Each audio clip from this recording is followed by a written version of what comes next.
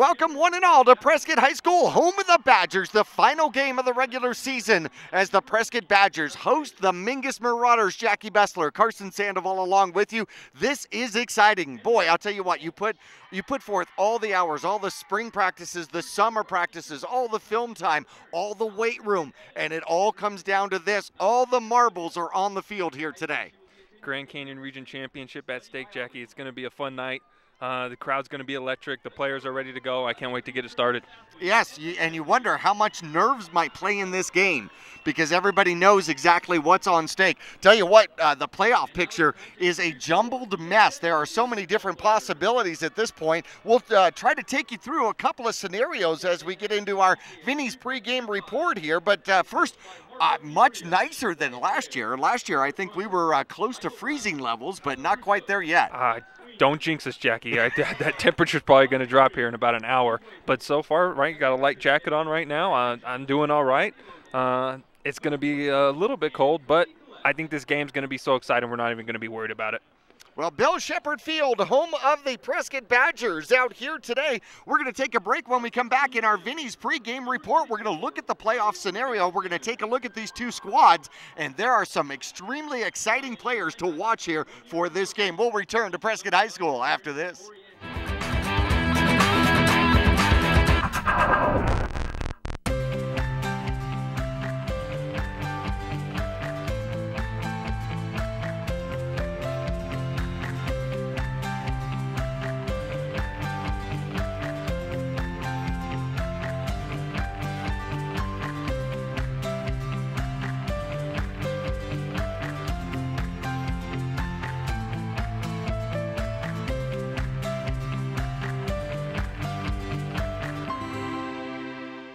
You got into a car accident. Well, now you got to put that behind you. It's in the past, and it's because you made the right choice. You had ABC Body Shop tow the vehicle. They help with your insurance company, arrange for a rental car, and the car looks fantastic. They cleaned it inside and out and even took care of the tow. ABC Body Shop is A+ rated with the Better Business Bureau. Best of all, they care about their customers. They're located on Cherry Street in Cottonwood. Aren't you glad you chose ABC Body Shop? Call them at 928-634-6442.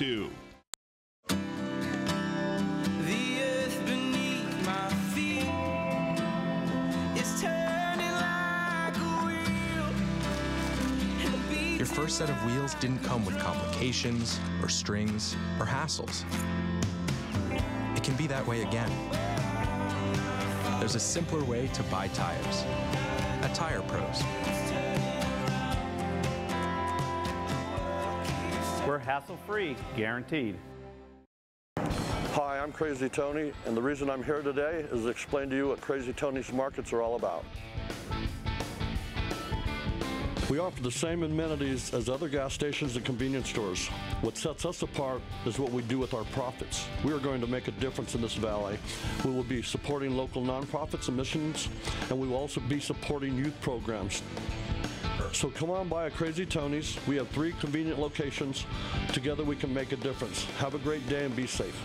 2 things we can count on every year: a new set of tax rules and great weather here in northern Arizona. Jackson Hewitt Tax Service, locally owned and operated by Lewis Rice since 1997, is here for you all year long. Your neighborhood Jackson Hewitt Tax Office will help you in all of your taxing situations. Electronic filing is always free with your tax preparation at Jackson Hewitt Tax Service. Get more in return. Call 1-800-234-1040 for an office near you. All Price Insurance on Main Street in Cottonwood is your local insurance provider for personal and commercial insurance. Call and compare 23 insurance companies for home, health, auto, RV, motorcycle, boat, or ATV. Specialty insurance and insurance bonds are no problem at All Price Insurance. Call or visit All Price Insurance today.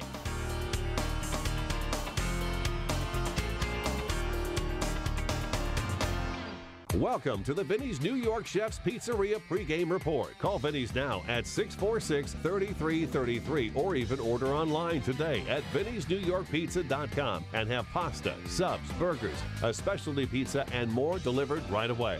Don't forget the garlic knots and wings. Now, let's head back live to the press box for Jackie and Carson.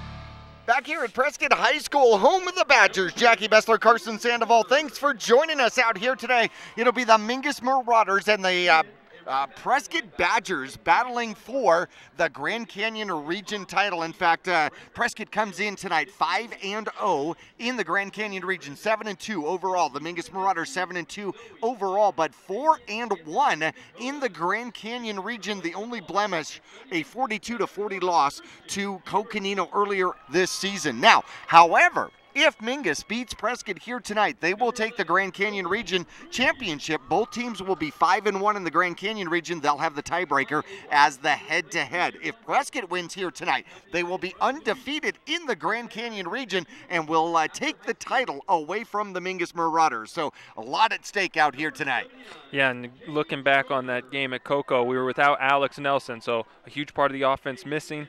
We got Zabala back tonight. We got Nelson here tonight. Obviously, we were missing Zabala last week against Flagstaff, and you mentioned he had a yellow flag fever. Yes, he did. And so he was suspended for that game.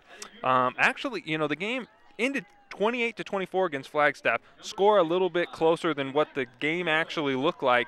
Mingus dominated the whole time. It was Nelson, and a little bit more Nelson. And Mingus was able to squeak out a touchdown in the later stages of that game. But credit to Flagstaff, they fought back, scored 2 late touchdowns, and made it really interesting. Actually had a chance to get the possession back again with a late onside kick with about 8 seconds left.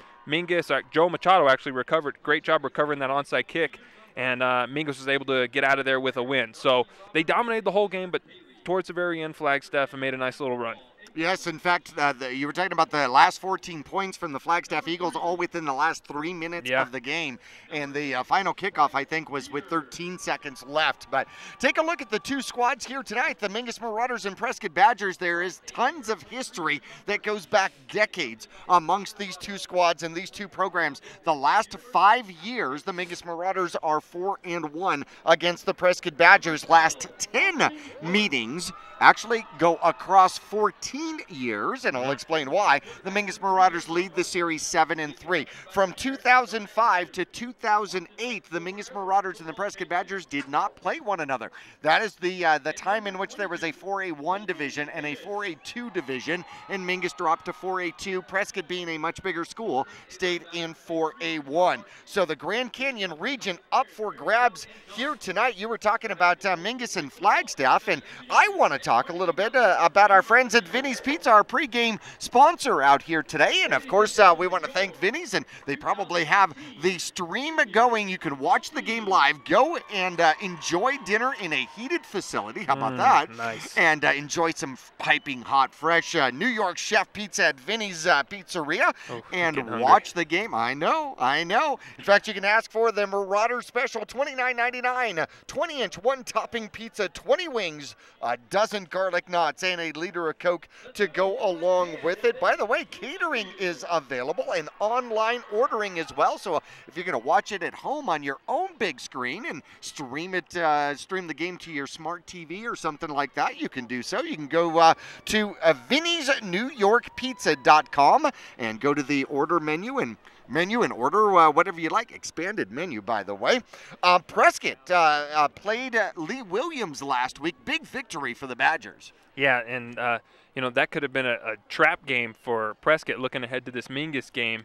But they took care of business. At the end of the first half, they were up 20-6, and then the second half, they actually scored 21 unanswered points to really put away Lee Williams. Now, Lee Williams struggled a little bit this season. They had some injuries, but they're a respectable opponent here in this Grand Canyon region, and so but Prescott did what they needed to do, and now that sets us up for the stage tonight. Grand Canyon Region Championship. I remember playing in one of these back in my freshman year when we actually played Bradshaw at home. I won't get into that game. That's a long story. Great game. So I know what these players are feeling tonight.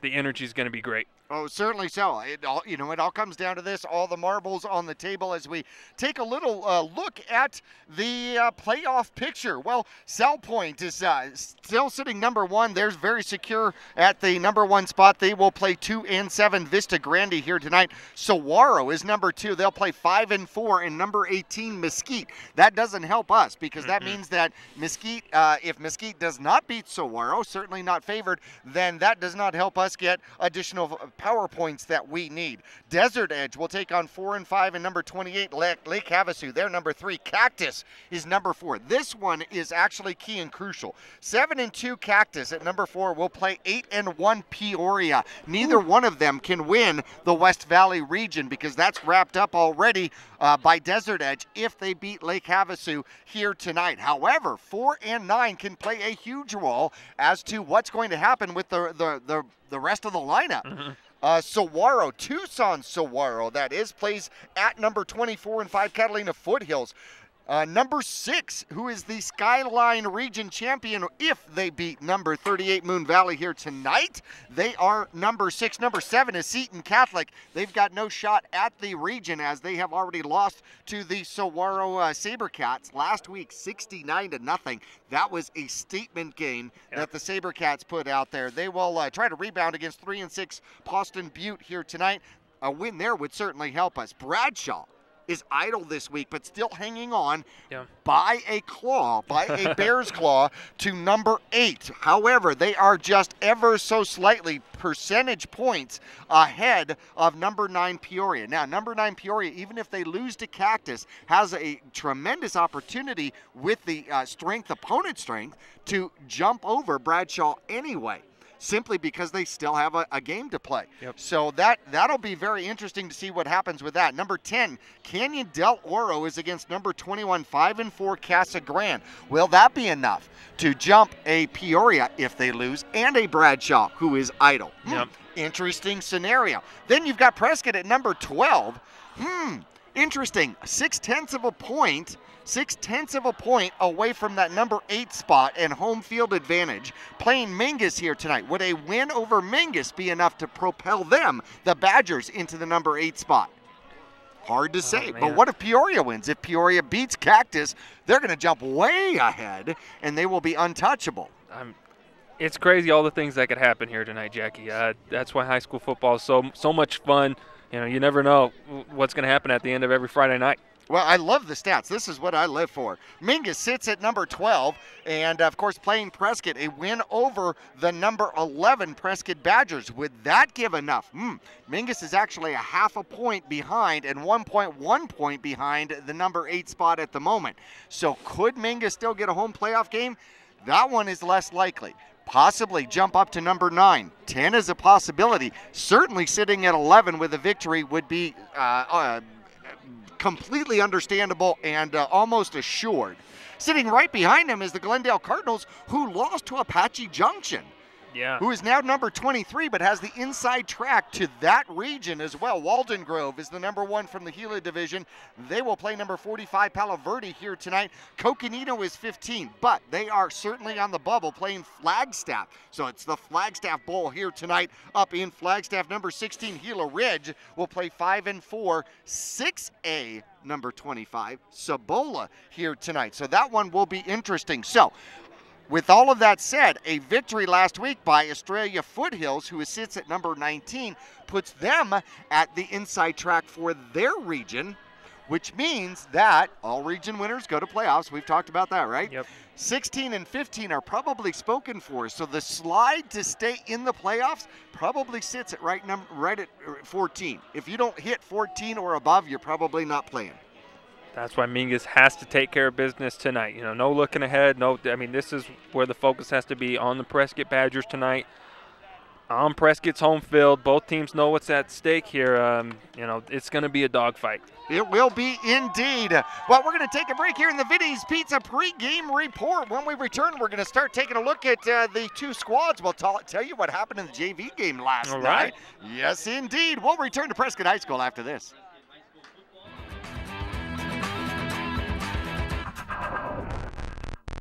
Cliff Castle Casino Hotel. The perfect place to eat. The perfect place to party. The perfect place to laugh. The perfect place to bowl. The perfect place to play.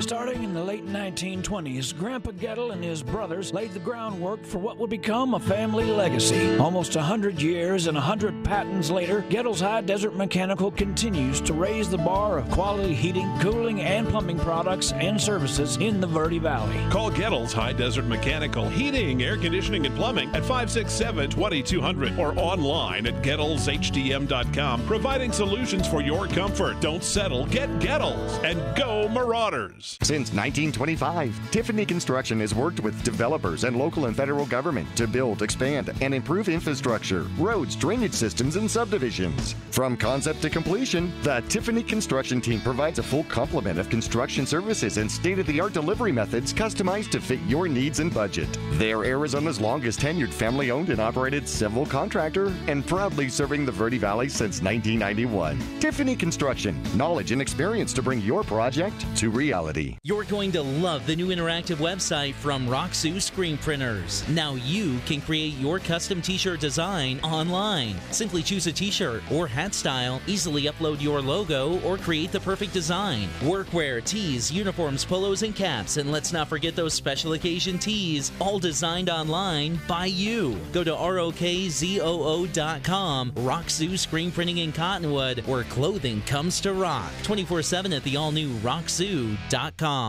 I'm Chris. And I'm Tandy, owners of Taylor Waste. We're the last local garbage company homegrown in the Verde Valley. And we want to be your first choice for residential and small business garbage service. Get a free month service when you make the switch to Taylor Waste. And enjoy monthly service as low as $14 per month. Visit TaylorWaste.com for more information. Or to start service, call Taylor Waste at 649-2662. Taylor Waste, service tailored to your needs.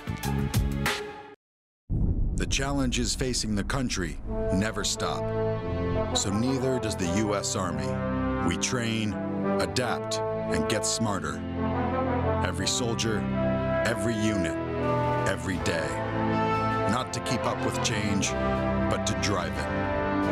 Nobody knows what problems tomorrow will bring, but we do know who will solve them.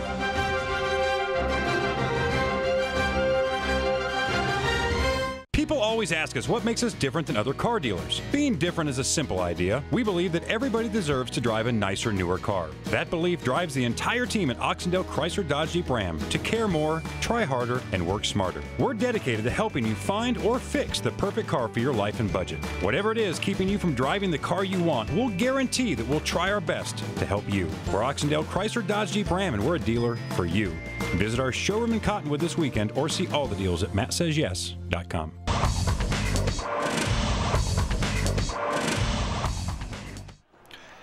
Back here at Prescott High School, getting ready for the national anthem. We've got the two squads out on the field. Another senior night, our third senior night in a row. All right. Which is kind of interesting, huh?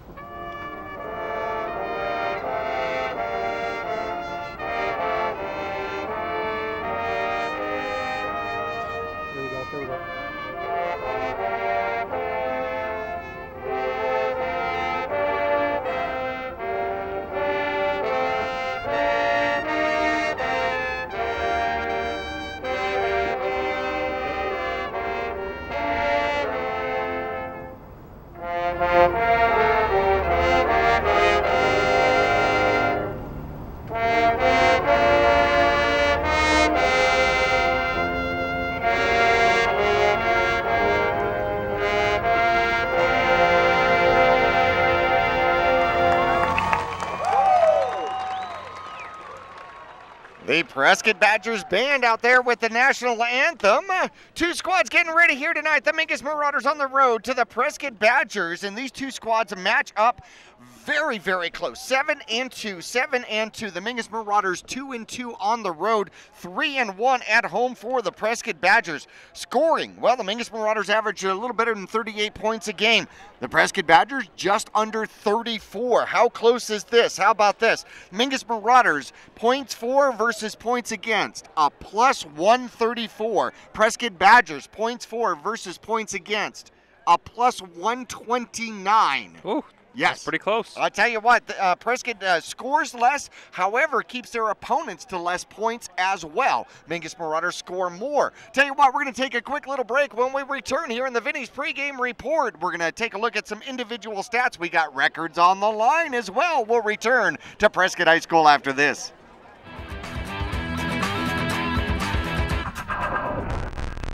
The Suzy Q Market is the most convenient stop for road trips with 1,500 beverage selections and plenty of snacks.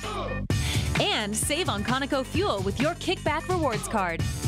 The Suzy Q drive-thru window is the most convenient way to stop for those essentials on the way home. Road trips start here with something for everyone. At Suzy Q.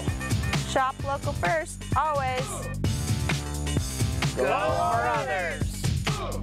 People often refer to Larry Green Chevrolet as the people place. Keeping that reputation is a priority in the community and with every customer that comes through the door. Larry Green Chevrolet, we're better and we'll prove it. If you're in the market for a new or pre-owned car, truck, van, or SUV, you'll find our selection extensive and the sales team professional and courteous. Visit Larry Green Chevrolet just off Highway 260 next to Walmart or LarryGreenChevrolet.com. You got into a car accident. Well, now you got to put that behind you. It's in the past, and it's because you made the right choice. You had ABC Body Shop tow the vehicle. They help with your insurance company, arrange for a rental car, and the car looks fantastic. They cleaned it inside and out and even took care of the tow. ABC Body Shop is A+ rated with the Better Business Bureau. Best of all, they care about their customers. They're located on Cherry Street in Cottonwood. Aren't you glad you chose ABC Body Shop? Call them at 928-634-6442. This has been Vinny's New York Chef's Pizzeria pregame report.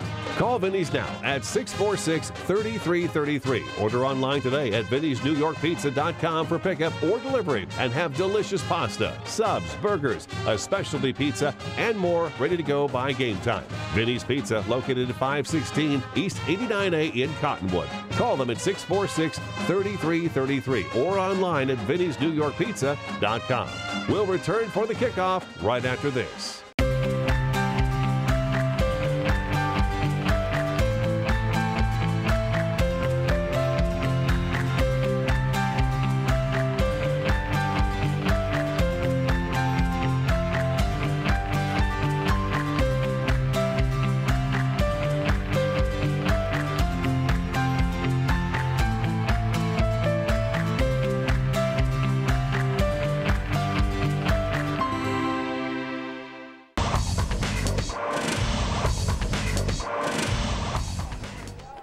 Back here at Prescott High School, we are in the middle of the coin toss out here as the Grand Canyon region is up for grabs. A winner will be the Grand Canyon region for 2018 automatic playoff bid. Loser will have to scramble and try to survive on power points in order to make it into the playoff picture. Jackie Bessler along with Carson Sandoval. Thank you for joining us on KYBC AM 1696.3 FM, of course, on Verde Valley TV Sudden Line Channel 2 and Cable 1 Channel 56, as well as streaming live at YouTube / Verde Valley TV. It's going to be interesting here tonight. Prescott, 3,000 yards on the ground, the leading rusher in the Grand Canyon region, and number 1 in 4A, Austin Clark, the quarterback. He can do it with his arm. He can do it with his legs. He's got over 1,700 rushing yards, 700 passing yards, so prefers to run as opposed to pass, or at least that's the plan. Yeah, Mingus is going to be, or Mingus's defense is going to be keying in on him. He is a spectacular athlete, an excellent football player. Mingus is going to have their hands full. I'm excited to see what the coaches have come up as scheme-wise to see to stop them. But, we got a pretty good rusher, too, on our side, Jackie. Mr. Alex Nelson, who sits third right now, an all-time leading rusher behind number 2, Heath Melton, who in 1993 had 1,628 yards, and then number 1 from 1997, Mike Rohr, at 1,767 yards. So there's a possibility that that Nelson could pass him, and it looks like we're going to have a special field goal here. We are indeed. From number 52. Yeah, I'm looking for a number here. Not on our max preps. Oh, they're going to hand it off. Oh, there's a fake. Oh, look at him go. And he's off going to take it in. Touchdown. All right. Nice. And the Prescott Badgers will celebrate. So if you're listening to the radio, they lined up before the snap at about the 30-yard line and set together a play. Looked like it was going to be a field goal, but apparently it was an I formation with a young man out there wearing number 52, and the offensive line split the Mingus defense. And number 52 ran all the way to the end zone, and his team celebrated with him. Just a big-time play from a big-time player right there. I wish we had a name for you. He's not on our Prescott roster, but a great moment for him right there, taking it to the house for the big touchdown. Sorry, I got a little – I was giving stats about our running backs here, and I got caught off guard there for a minute, but, great way to start this game. By the way, that is the first time I've seen a score before the kickoff. I love it. All right, if you are listening to the radio, that one does not count. However, that was extremely special to that young man wearing number 52 and, of course, his family and the Prescott Badgers, and I'm really glad that Mingus participated with that. That was very cool. Yeah, great sportsmanship here to start this game, and now Mingus will receive the opening kickoff here. We got Nelson back deep. We'll see if Prescott decides to give him a chance to run with it here. A lot of teams, they like to avoid him back there once they get him in space. So the kicker here for Prescott tonight is going to be number 8, Bryce Peters, senior. Oh, and he has multiple touchbacks. There is no doubt he's got enough leg to put it in the end zone. And I got to imagine if he does not kick it into the end zone, that was a mistake. It is high. It's actually short. It is returnable. Nelson at about the 5. He's got it at the 15, finds a crease. He's out to the 20, the 30, the 40, almost the 40-yard line. Mingus, a great return from the 5-yard line out to the 37. A 32-yard return for the Marauders sets up shop for the Mingus offense. Yeah, nice start from Mingus right there. Good blocking, and Nelson doing what he does best, making some people miss. And great field position for Mingus to start this game. Bryce Peters, by the way, leads all Arizona football. Actually, he's tied 11 field goals. He's 11 of 12 field goals on the season. Whew. Here come the Mingus Marauders. Zabala, welcome back, sir. One back in the backfield. 2 receivers either side. Spread formation. There's the handoff. Nelson finds a lane out to the outside, and he rumbles, stumbles for a first down. Close to a first down. They're going to mark him down with a gain of 9 out to the 42-yard line. Excellent start here for Mingus. Just the offensive line opening up a big hole for Nelson on the right-hand side, and he picks up a first down on the first running play of the game. He had 40 carries last week at Flagstaff as he was playing running back / quarterback. Only 1 pass. Zabala takes the snap, hands it off once again. Nelson finds a way to get the first down as he gets hit at the line of scrimmage, bounces off a would-be tackle and picks up 2. Yeah, so they'll bring up here the second and about 8, looks like, maybe second and 9. Oh, they gave him 10 the first time. Yeah, I apologize. Yeah, they 10 moved on the first one. They moved the chains. There we go. So 2nd and 8 now for the Mingus Marauders right at the 50-yard line, just short of it. 3 receivers to the near side for Mingus. Prescott showing blitz. Oh, no. And the snap goes over the Mingus Marauders, and it's covered by Nelson. Whoa. But it's going to be a phenomenal loss all the way back to about the 25-yard line. Oh, man, and it looked like Prescott was going to bring pressure there, so Zabala goes up to the line to switch the blocking call, and just a miscommunication between him and center, and the snap goes over the ball's head, and Mingus fortunate that Nelson was able to jump on it. But there is a late flag came in after the play, so we'll wait to see what the call is here. Well, that'll be certainly interesting. Haven't seen that all season long. The Mingus Marauders have been phenomenal about the snaps, but that one was out of line and very unusual for the Mingus Marauders. So one play of first down, and then Mingus a a loss of 25 actually on the play. So they're going to be at their own 25-yard line. They got to get to the Prescott 42-yard line in order to pick up a first down. And again, Nelson doing a great job corralling that, because there was about 3 Prescott Badgers right on his tail, and if he didn't pick that up, they might have been able to pick it up and go into the end zone, or at least jump on it and have great field position. One back in the backfield, trips to the far side, a single receiver to the near side. Zabala takes the snap, rolls to the near side, looking to run, throws, has a man, caught right at about the 40. That's going to be Mestis, and they'll mark him down at the 39-yard line. So Mingus does a nice job getting a good chunk back there, but still need about 19 yards to pick up the first down. I don't think this early in the ball game Coach Ortiz is going to try and go for it. Probably not, but it is doable, certainly so. One safety all the way back. And it is fourth down, and it is going to be a quick kick, and it's going to roll down past the 30. It's going to get a good roll close to the 25, inside the 25, down to the 24. So the Mingus Marauders, at least with that 14-yard pass, able to switch field position and put the Prescott Badgers at least deep in their own territory. Yeah, and that was huge. You know, field position, such a big part of this game, and that could have gone bad quick for Mingus, but they do a good job picking up a nice gain on third down, and then a nice punt. Got a little roll at the end, Mingus roll, and now Prescott's got to march the length of the field. Well, here comes Austin Clark, 51 for 96, 711 yards on the season. He's in the back.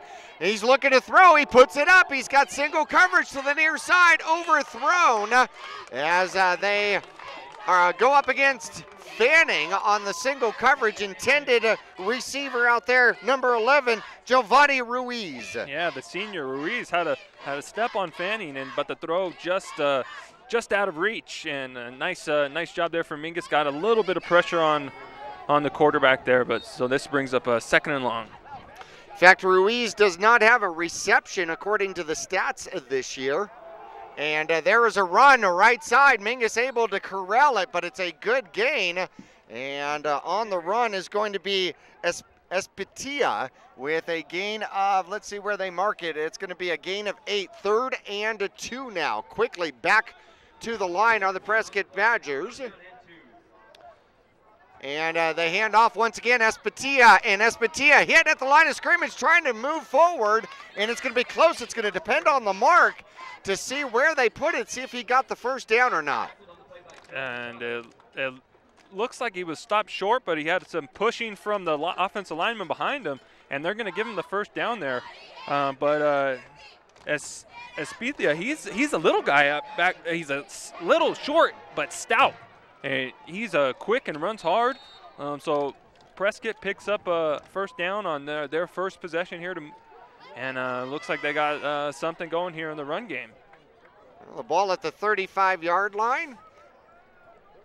Clark in the backfield. He's got receivers to either side, puts a man in motion, showing jet. Quarterback keeps it, follows, and will get contained and brought down. The Mingus Marauders, that's Streck getting there.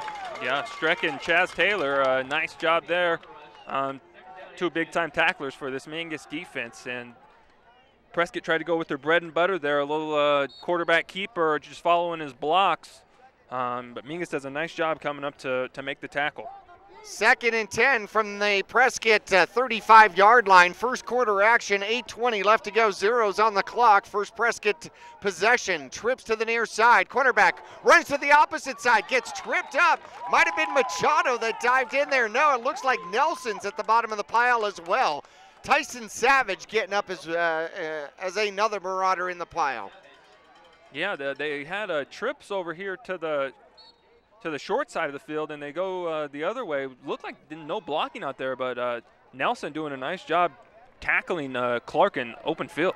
Spread formation, quarterback fakes the jet, tries to get up underneath, breaks away from one tackle, throws downfield, has a man, but he was in the grasp.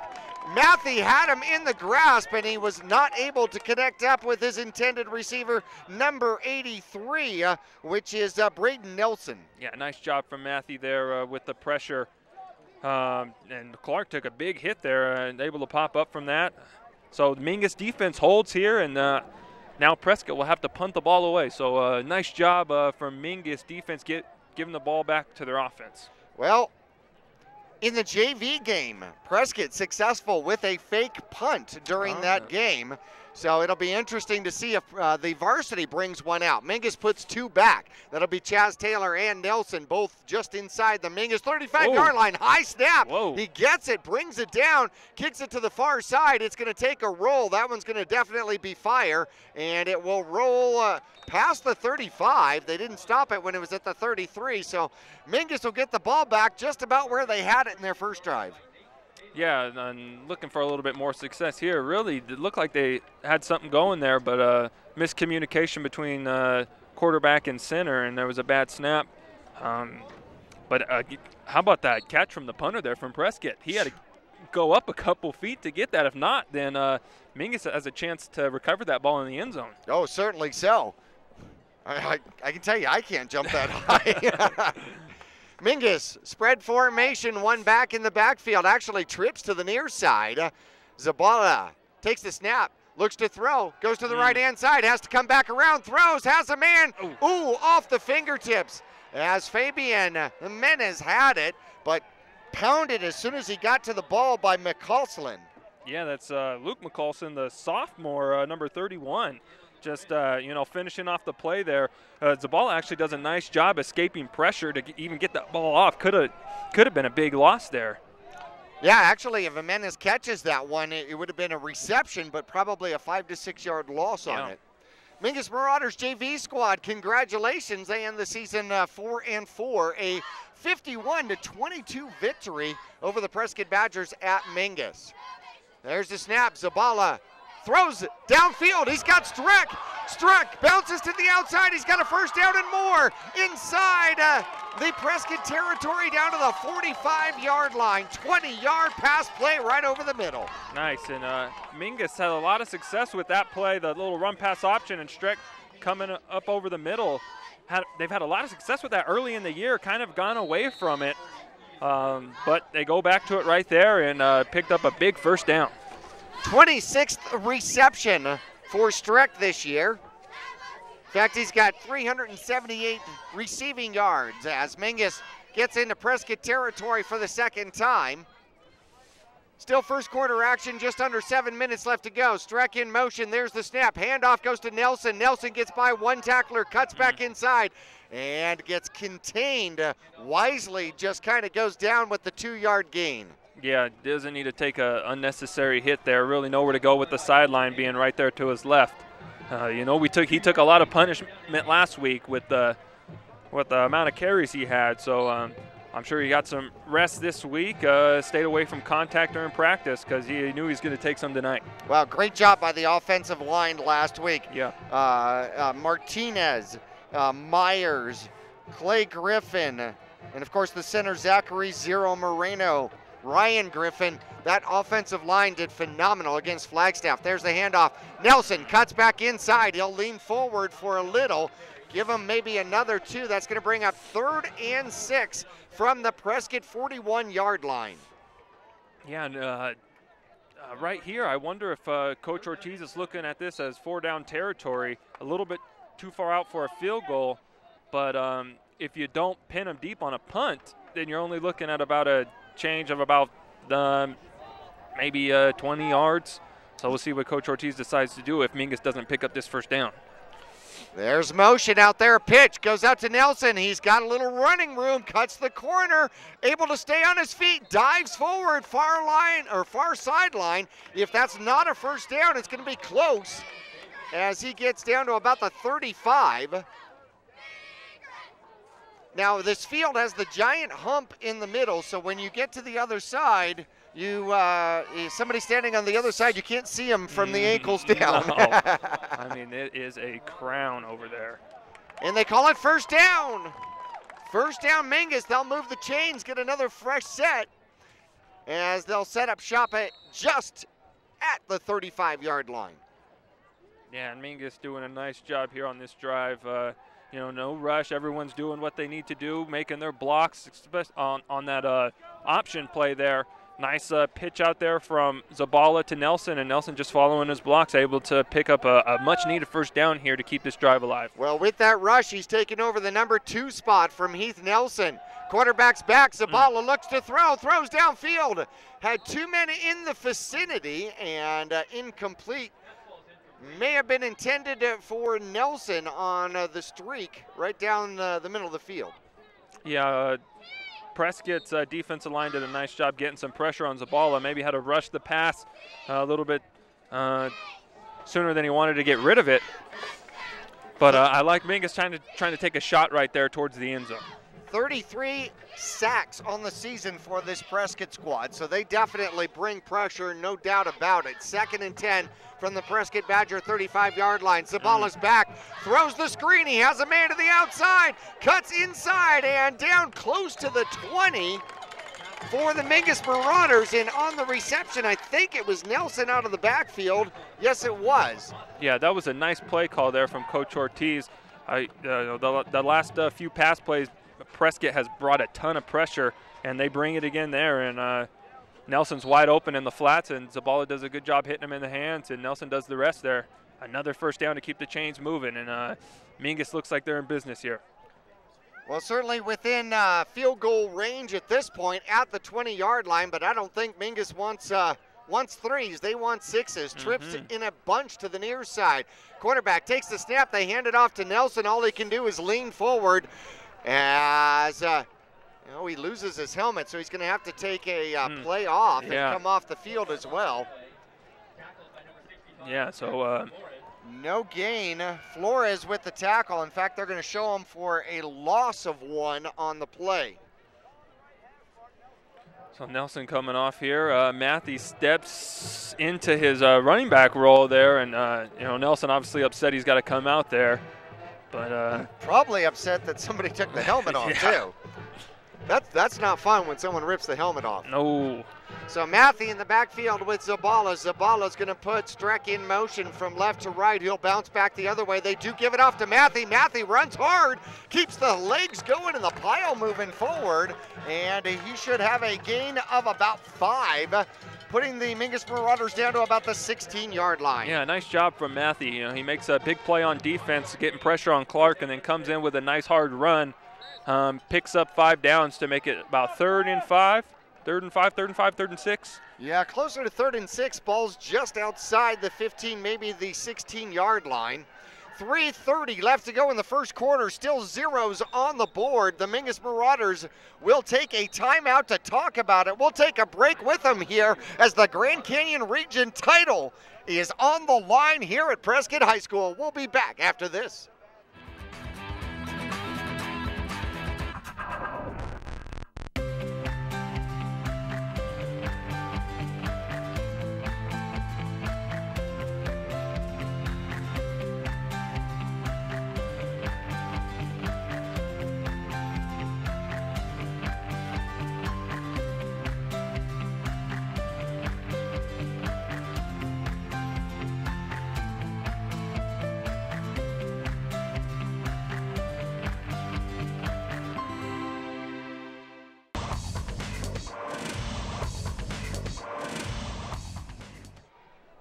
Carson was just telling me he thinks this is 4-down territory as the Mingus Marauders have the ball at the Prescott Badger 16-yard line, 3rd and 6. Yeah, I think, Coach Ortiz is, I would think he's thinking the same thing here. Grand Canyon Region Championship, you got to You got to get touchdowns here if you want to beat this Prescott team who can flip the switch on offense at any time. Bunch formation, trips to the near side, one receiver to the top, and they're going to send Nelson out to the side. Quarterback's in trouble, and Zabala gets sacked. Coming through is number 44 and a 4, and of course number 4 is big Aaron Green. Yeah, that's Aaron Green, and then number 44, Garrett Fenderson, the senior. And so now maybe my prediction earlier is 4-down territory might have been wrong. Maybe you do send the field goal kicker out right here, as it's fourth and 14, maybe, 4th and 13. But offense out on the field, so this could be a huge play in this game here early on in the first quarter. Just under 3 minutes to go. First sack of the game. Quarterback's back, Zabala rolls. He has some running room. He'll cut, gets close to the sideline, avoids one tackler, and then out of bounds, back near the original line of scrimmage. And that's going to turn it over on downs as he'll pick up. He'll get the ball down to about the 15, 16-yard line. So he got some of it back, but not quite enough. Yeah, and that sack hurt right there. But again, they marched the ball down all the way down into the red zone. So Prescott's got a lot of grass in front of him to work with here to try and put points on the board. We'll see if this Mingus defense can come up with another big stop. Well, here come the Prescott Badgers, and there's the snap. Quarterback hands it off, and first down and a whole bunch more, streaking down the field out there. And we do have a flag on the play thrown right at about the line of scrimmage. It looks like it's going to be it's thrown at where you would think it'd be a holding call. And we'll see what the refs decide here. Well, it looked like Silas Espatia. No, and they called a chop block on Mingus. On chop block on Mingus on defense. Now when we played Mojave, we got called for this quite a bit, if I remember correctly. So yes, and it was about somebody coming in and taking out the would-be blocker at the knees. And I think that's what they were calling it. It's still being a chop move, and they're going to add 15 to the run of 15. Oh, and they're going to put the ball all the way out at the 50-yard line, so it becomes a 15-yard run and then a 15-yard penalty, first penalty of the game for either squad out there. And that was certainly, that flipped the whole field right there. Oh, yeah.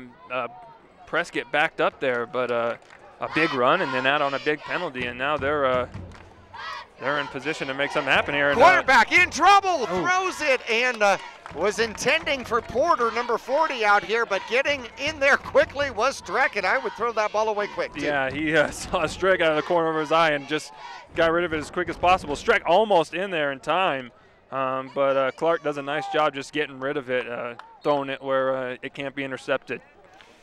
Well, Streck will get credit for a hurry. I think that's a perfect example of a hurry. Yeah. 2nd and 10 now. Ball exactly at midfield at the 50-yard line. First quarter running short. Cornerback keeps it, winds his way through the traffic, and is able to pick up decent yardage, maybe 7, possibly 8 as they move into Mingus territory for the first time. So 3rd and 3 off the Austin Clark 7-yard run. Yeah, just a little quarterback keeper. Really, not really a draw. Just as soon as he got it, took it right up the middle and went back and forth, bounced around back there, out there, and picked up a nice gain. Double tight formation. They send a man in motion. They hand it off to the first back, who finds a lane. He's got open running room, and Fanning will take him down at the knees. And that's going to be, I believe that's Porter running the ball, number 40, and he will pick up good yardage, 13, almost 18.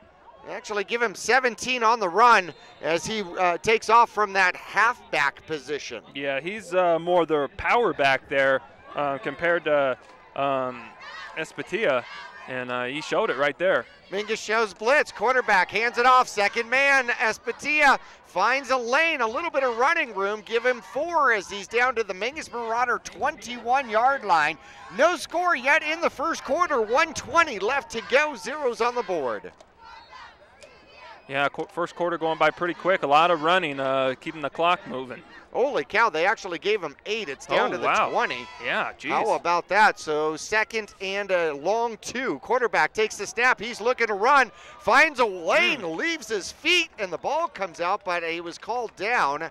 And that's going to be close to a first down at about the 17-yard line out there. Yeah, he ran into Matthew and Chaz Taylor out there. Kind of did a little twirl in the air. And they're going to give him the first down on it and move the chains. So first down in the red zone for the Prescott Badgers at the Mingus Marauders 17-yard line. Yeah, this would be a good test for the Mingus defense. They did a great job 2 weeks ago against Bradshaw Mountain, keeping them out of the end zone. We'll see what they can do here. Quarterback will keep it again and gets hit by Chaz Taylor, driven back for Marauders on the tackle. Tried to keep his legs rolling and kept going backward. Chaz Taylor met him in the would-be hole.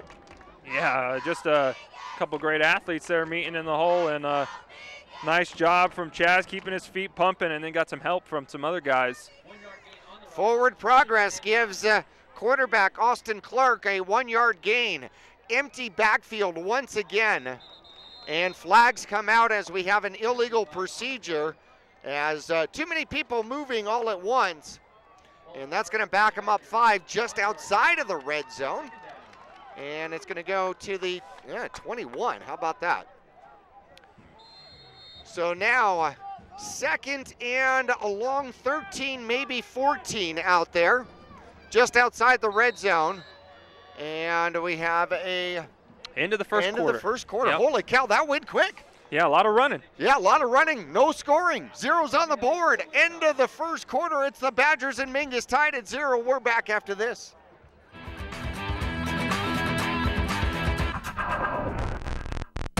Hi, I'm Crazy Tony, and the reason I'm here today is to explain to you what Crazy Tony's markets are all about. We offer the same amenities as other gas stations and convenience stores. What sets us apart is what we do with our profits. We are going to make a difference in this valley. We will be supporting local nonprofits and missions, and we will also be supporting youth programs. So come on by a Crazy Tony's. We have 3 convenient locations. Together we can make a difference. Have a great day and be safe. I'm Chris. And I'm Tandy, owners of Taylor Waste. We're the last local garbage company homegrown in the Verde Valley. And we want to be your first choice for residential and small business garbage service. Get a free month service when you make the switch to Taylor Waste. And enjoy monthly service as low as $14 per month. Visit TaylorWaste.com for more information. Or to start service, call Taylor Waste at 649-2662. Taylor Waste, service tailored to your needs.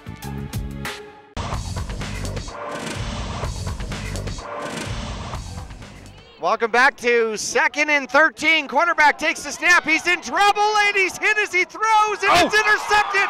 Gabe Myers picks it off as it looks like Gonzalez with the pressure, and Mingus gets the turnover. Yeah, a heck of a play there. You get the pressure on the quarterback, and then Myers just right place, right time. And how about the hands for the big man? They're able to keep it there, and oh, what a catch. Not only that, how about Gonzalez? Yeah. Holy cow, what speed from a defensive tackle to catch Austin Clark in the backfield and force that throw. I mean, can't say enough about that there. Just applying pressure there, and that's what happens. You know, Mingus was marching. Defensive line for Prescott got pressured, stalled the drive. Same thing happens here. Mingus gets in there, gets pressure, and forces the turnover there, first play of the second quarter. And in motion for the Marauders is Streck. They hand it off to Nelson. Nelson hit in the backfield and might lose a little. Yeah, a nice play there from the defensive, I want to say, what number is that there? Number 31 there. That's the sophomore again, Luke McCausland. Well, they give him no gain on the run. Got back to the line of scrimmage, they say, they claim. So second and 10 from the 21-yard line for the Mingus Marauders. Just underway here in the second quarter. Menace in motion, crosses, and they hand it off the opposite direction. Here goes Nelson trying to get around the corner, has a block, able to scamper a long way, all the way across the field to pick up about 7. Yeah, the good thing for Nelson, he was running downhill coming towards the sideline, coming off the top of that crown. Picked up a little bit of speed. Yeah, no kidding. And we are talking a crown. When we say running downhill, we legitimately mean downhill. As you get toward the sidelines here at Prescott High School, it goes downhill. So second and, oh my goodness, about 4. So they gave him 6 on the run. Third and 4, and Mingus got an encroachment call. Nice job there for Mingus, staying disciplined there, and I think this should be enough to give him the first down. One would think so. One would think so. It looked like 3rd and 4. Yep, it's going to be a first down via penalty. So Mingus, number 1, keeps possession, the ball at the 32-yard line. Yeah. Number 2 gets a fresh set of downs and gets to run some more clock. 11:04 left to go in the second quarter. Nobody has scored yet. The Grand Canyon region up for grabs. Winner guarantees playoffs. There's the snap. It goes quickly to Nelson. Follows his blockers. Cuts up underneath. Decent gain. Give him 4 or 5 as he crosses the 35-yard line out to the 30. Where are you going to put the ball, sir? 37. Yep, and again, I think Coach Ortiz is going to continue to work Nelson back there. If you can get 4 or 5 yards a pop, why not? Keep moving these chains. And again, they got down to the red zone last time, just had a little slip up there. But again, Mingus starting to march. 2 receivers, far side. Nelson comes to the near side, the weak side, able to get past a would-be tackler. Scampers forward, and they're going to mark it for, should be a first down. They do. They say first down, Mingus. Yep, Nelson got right to the sticks. And again, another first down for him. So keep moving the chains here. So far, 10 carries, 37 yards for Alex Nelson. Tell you what, if Prescott has anything defensively, it is speed. Yeah, and they're going to need that, especially if Nelson or, Chaz Taylor are able to break a big one.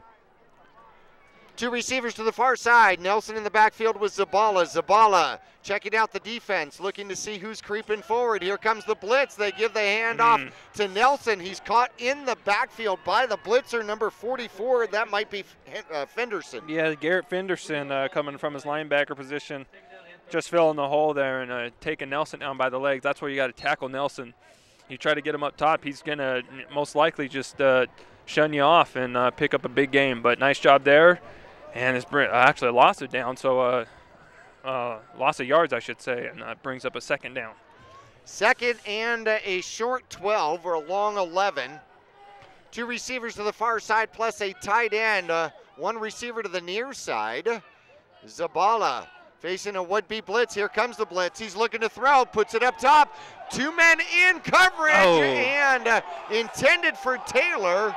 And the Mingus crowd here wants a flag, contact right at the sideline, but I'm not sure he was still in bounds. Yeah, I don't. We'll look on the replay here.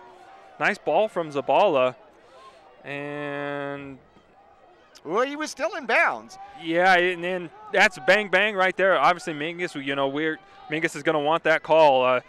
Yeah, I'll tell you right now, you're not going to be getting that call here tonight. Not in Prescott. Dylan Boyd, the safety over there, helping out in coverage with Jacob Police.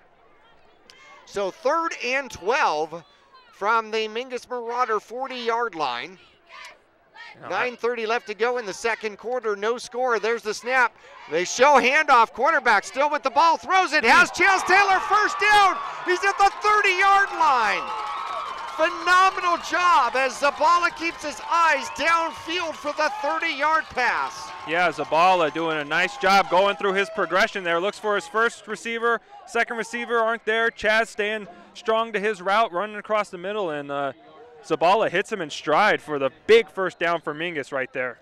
Chaz Taylor now 750 receiving yards. That is his 40th reception on the season. By the way, he has one man to beat. Chris Rice has 42 receptions in a single season. Mingus puts a man in motion, switching all over the place. Mestis, 2 receivers to the near side. They put another man in motion, and it's going to be Jimenez, and Jimenez is caught as soon as he gets the ball, streaking through the line are the Prescott Badgers out there. And it's going to be a hold on Mingus there, so even worse, back him up. And, you know, after a big play like that from Zabala and Chaz, a penalty right there really hurts, marching him back 10 yards there.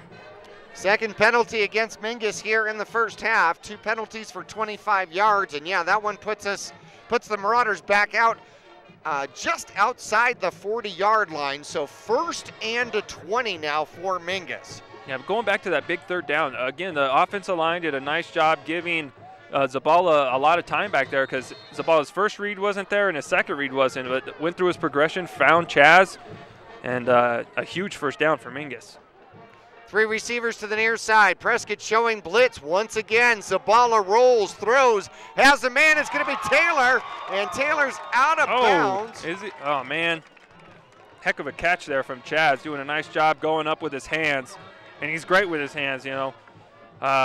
Able to bring that in, but just out of bounds there. And, you know, I would, you know, he had a step on his man on the incomplete pass where Mingus, you know, was looking for the flag. Had a big completion on third down on the previous drive, and then had a nice catch right there. I would continue to go to Chaz until they show they can stop it. 2nd and 20. So far, Zabala's been completion, incompletion, completion, incompletion, completion, incompletion. It's time for a completion, and it's instead a handoff. Going around the corner is going to be Nelson. Nelson gets away from one tackler and then ganged up on, and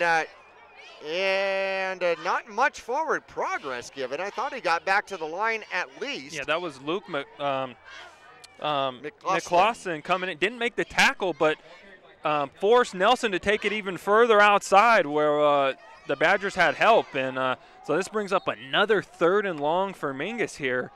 And, you know, I would think maybe, you know, you go deep to Chaz here. Or maybe you don't pick it all up here, but you pick up a big chunk, and then you're able to go for it on 4th down. Trips to the near side, we'll see. In fact, it's going to be an empty backfield for Zabala. 3 backers staying back. Zabala comes to the near side, looking to throw. He's got to run. He throws back the other direction. It's tipped, and then it's caught. It is caught by the Mingus Marauders. How about that? It's going to be an offensive lineman that actually catches it on the tip. It's going to be Clay Griffin.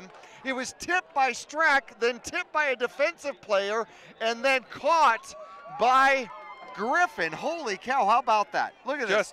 Tip, and then Griffin catches it and goes forward. How about the hands of the big men for Mingus tonight, Jackie? Yeah, I know. Was it Meyer with the interception? And then the catch right there. I mean, these guys came to play today. Maybe get them out in some pass routes. Well, I know. Griffin's going to get passing yards here. 4th down, and Mingus is going for it.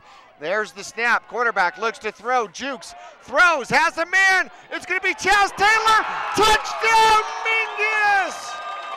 28-yard on 4th and 9. And Taylor finds a way behind the defense. Yeah, the Mingus goes with a little hitch and go there, and the DBs for Prescott bite, and you know, you can't bite on that, especially when you know they need 10 for the first down. And Chaz finding a way to get behind the defender, and Zabala doing a good job stepping up in the pocket and puts Mingus on the board first with just over 7.5 minutes to go here in the second quarter. So a nice drive put together there from the Mingus offense. Extra point could be huge. Rodriguez out there. There's the snap, the hold. The kick is up, and the kick is no good, off to the left. So Mingus leads 6-0, 7:38 left to go in quarter number 2. Kickoff coming up after this.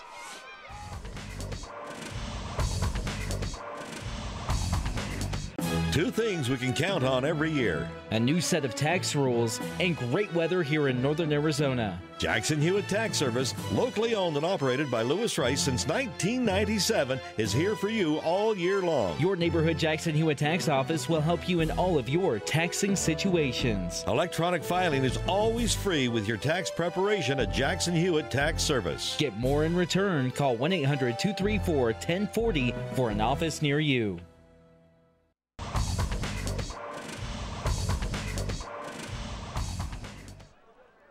Back here at Prescott High School, Mingus getting ready for the kickoff, leading 6-0. They draw points first against the Prescott Badgers. Winner of this game will take the Grand Canyon region and will have an automatic playoff bid. The loser will have to count on their own power points, and it looks like Dominic Rennick, the sophomore, is going to be kicks off, and it'll poof at about the 25-yard line, brought back by one of the short guys, and the short man will carry it back to about the 35-yard line. So Rennick kicks the ball short, and Prescott able to get the ball back. They're going to mark it at the 37. Yeah, and so Mingus gets the touchdown, but missed on the extra point there. And going back to last week, Jackie, Mingus 4 touchdowns, 4 extra points that were good. So that gave him 28 points, and Mingus won by 4. Yep. So the extra points are crucial in these football games. Twins to the near side, man in motion, and quarterback's going to keep it and go the opposite direction. Find some running room up underneath. He's got a first down. Give him about 12 on the carry as he gets close to Mingus Marauder territory at the 49. Nice run there from the Badgers to start this series. They know they're going to have to get some points on the board here, so this Mingus defense really got to, sink their heels in and get some pressure on Clark in the backfield. Back to the line quickly, put a man in motion. Quarterback takes the snap. He will follow once again. Ooh, hit hard. And Mingus will bring him down, and that is going to be Clay Griffin.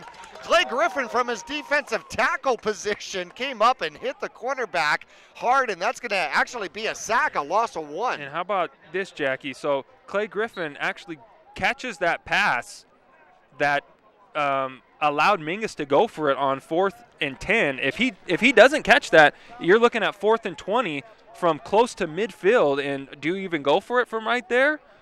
So again, that cannot be overlooked there. A huge play from Griffin. Offset eye, and the quarterback keeps it, throws, has a man, caught, first down, and out of bounds. Ooh, I thought he was skipping, still in bounds. No, this is going to be real close. Well, see, it's hard to tell the opposite line. No, actually, it's going to be a pass for about 6 yards, and so it's going to be a 3rd and 4. Actually, give him 7 yards on the reception out there. So Twins to the near side, empty backfield, double tight, 3 receivers out, and they put a man in motion. Quarterback keeps it, comes back the other way, caught, pushing him back, but I think he's got a first down. And Mingus hit him in the backfield, but unable to contain him. Yeah, Clark, leading the Grand Canyon region in rushing, and is actually 5th in the state in rushing, showing you why right there. Makes a man miss and, fights for that first down. Well, so far in the game, he's got 7 carries, 22 yards. Now he's going to have a back in the backfield with him, and it looks like that's Porter. Put a man in motion. There's the snap. They hand it off to Porter. Porter finds a way through and then contains Streck. Yeah. Caught him by an arm and able to spin him down for a short gain, maybe 1 or 2. Yeah, the big arms of Streck there able to hold on and bring down Porter, who's a big back, tough to bring down. And so a nice job from Mingus there on first down. Porter is a load, 5'10", 195. That's compact. They gave him a nice spot out there. They did. I formation. Quarterback taps the center. Looking to take the snap. There it is. Second back with the ball. Goes to the outside. Able to get around. They go off tackle to the near side. Matthew with the tackle, but a first down for the Prescott Badgers inside the Mingus Marauder 30. And a Marauder down on the field at the moment. And is that Math? That is Fabian. Yeah, that's Jimenez. Jimenez turned over, laying on his back now at the moment, and looking to get up. And Jasmine's going to come out and take a look at him. And they're going to chat with him. Coach Ortiz bending over, chatting with him as well. Take a look and see what's going on. Well, we're going to take a quick little injury timeout. We'll return here to Prescott with just under 5.5 minutes left to go. The Marauders leading 6-0, but Prescott's driving inside the 30. We'll be back after this.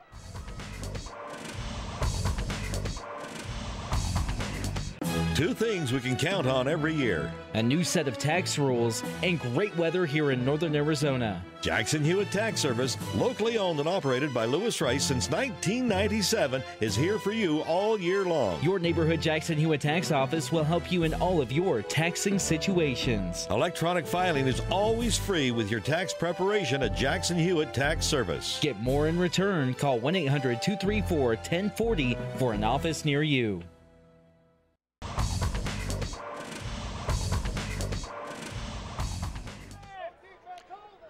Back here, Jimenez gets up and walks off with a little bit of help. Hopefully, he will be able to return to this game, and they'll be able to doctor him up. Prescott with a first down now at the Mingus Marauder 28-yard line.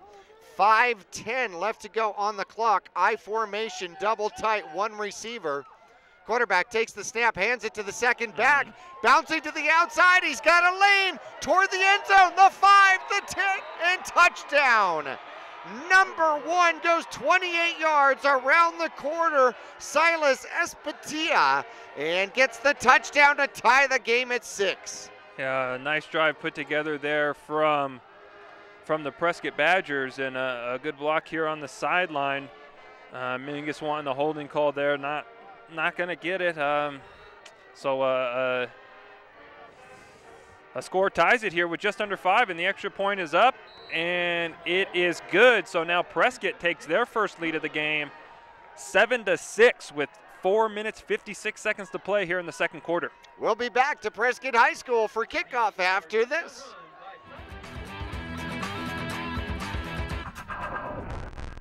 You got into a car accident. Well, now you got to put that behind you. It's in the past, and it's because you made the right choice. You had ABC Body Shop tow the vehicle. They help with your insurance company, arrange for a rental car, and the car looks fantastic. They cleaned it inside and out and even took care of the tow. ABC Body Shop is A+ rated with the Better Business Bureau. Best of all, they care about their customers. They're located on Cherry Street in Cottonwood. Aren't you glad you chose ABC Body Shop? Call them at 928-634-6442.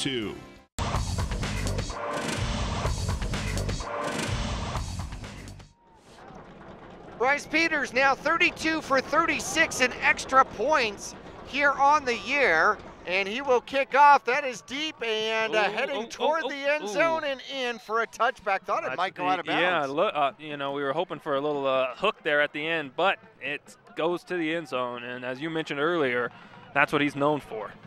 So plenty of time for the Mingus Marauders. Still 2 timeouts. They took one earlier in the first quarter, but they'll have to take over and drive 80 yards to try to recapture the lead. 7-6, a defensive battle thus far for these two squads as the Grand Canyon region is up for grabs and lays in the balance.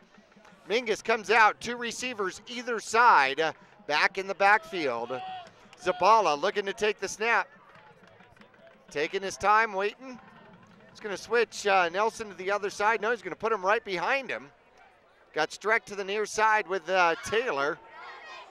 Quarterback takes the snap, and now we're going to blow a whistle.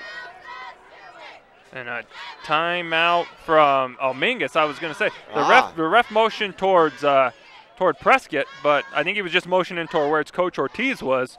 Got it. And then it looked like a little bit of confusion out there.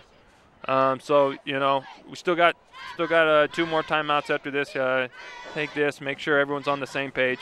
Or the play that was called was absolutely perfect if they came out in such and such a defense and they didn't, right? Yep. Yeah, I know how that goes. Hey, by the way, the JV squad once again victorious over Prescott last night at Mingus by a score of 51-22. As Harrison throws for 3 touchdowns, 2 of them to Austin Volk, and Volk actually had a 3rd one rushing. Jace Persino had a phenomenal job, day or night, I should say, running the ball, as Mingus was able to do what they wanted to do up and down the field defensively. Hillman had his first pick of the game from a safety position. It was a great game for the Mingus Marauders, and a good contest all the way through, a good battle. Here we go, the Mingus Marauders 1st and 10. Quarterback takes the pitch, and it goes out to Nelson, who cuts up underneath, puts the brakes on, Gets hit right there at the end. He'll pick up about 5. They'll mark him at the 25-yard line. Clock is rolling. Mingus now with only 1 timeout left, 4:40 left to go. So what Mingus would like to do here, ideally, would be to, eat up a lot of clock here and try and score right before the half, because you don't want to give it back to Prescott knowing they get the ball to start the third quarter. That is true. 1 back in the backfield, spread formation once again. Zabala puts a man in motion, and here goes Nelson to the outside, gets good blocking, gets out of bounds with the first down as they'll mark him out at about the 33-yard line. That'll stop the clock with 4:17 left to go in the first half. Moving the chains, though, and that's always a good start here. That's how you want to start a drive, get a first down, and then start opening up the playbook. Well, certainly so. You want to get away from your end zone to start with. 7-6. Mingus scored first, missed the extra point. Prescott scored second, got the extra point. That's the difference in the game right now. Second quarter action. Glad you're along with us. There's the snap. Nelson with the run, trying to get around the corner, has blocking. Late flag comes out as he gets across the 35 out to about the 37-yard line. And they're going to call holding on Mingus there. And Ortiz wanting to talk to the line judge, and the line judge says, no, not right now.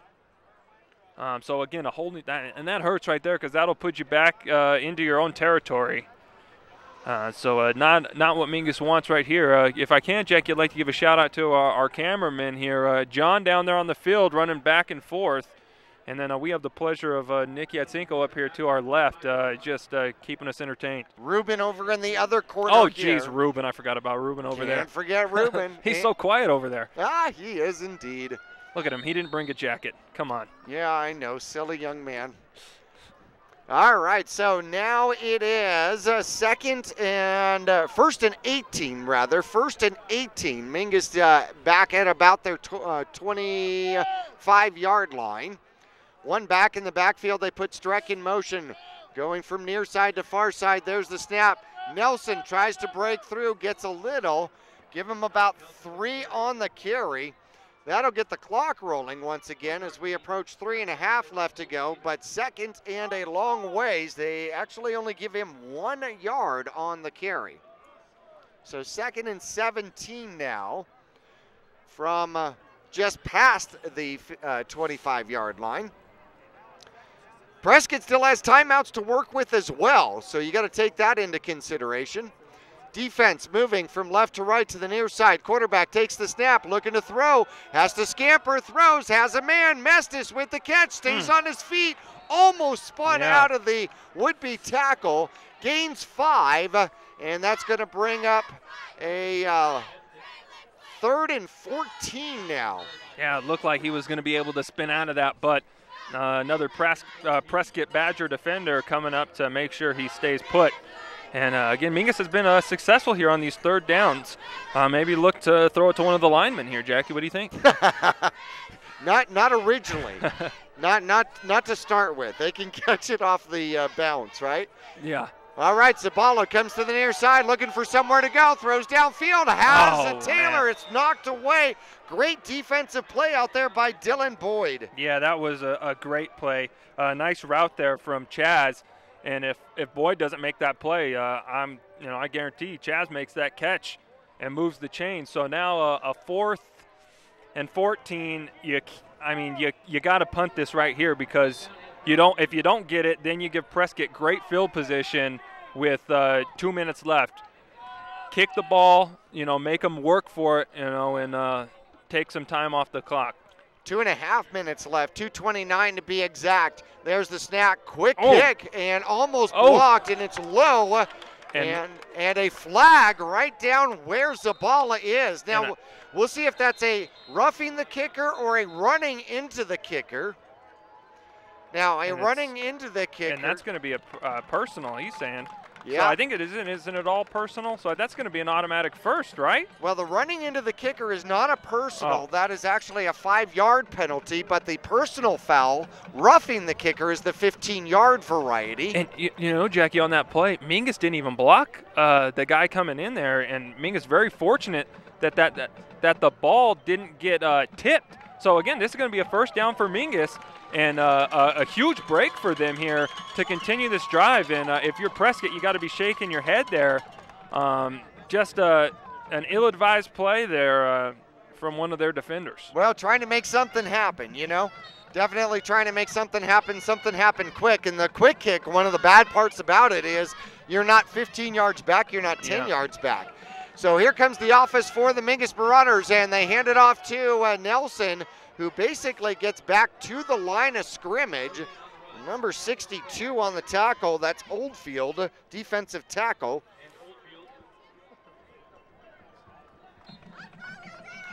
So 2nd and 10 now. The ball sits at the Mingus Marauder 45-yard line. Under 2 minutes. Clock just went under 2 minutes left to go here in the first half. 16 carries by Nelson so far. Zabala's taken his time. There's the snap. Looking downfield. Looking to release. Oh my goodness, hit, and then still scampers forward, but it'll be a sack for about -2 yards. Able to get the ball back down. I'm glad the ball wasn't still hanging out there. Yeah, the Dylan Davis on the tackle there. Nice coverage downfield in the secondary from this Prescott Badgers team. And it looks like they're going to send they're sending Zabala off. Maybe his helmet came loose or something along those lines. And so now Figgy will come in, and unfortunate.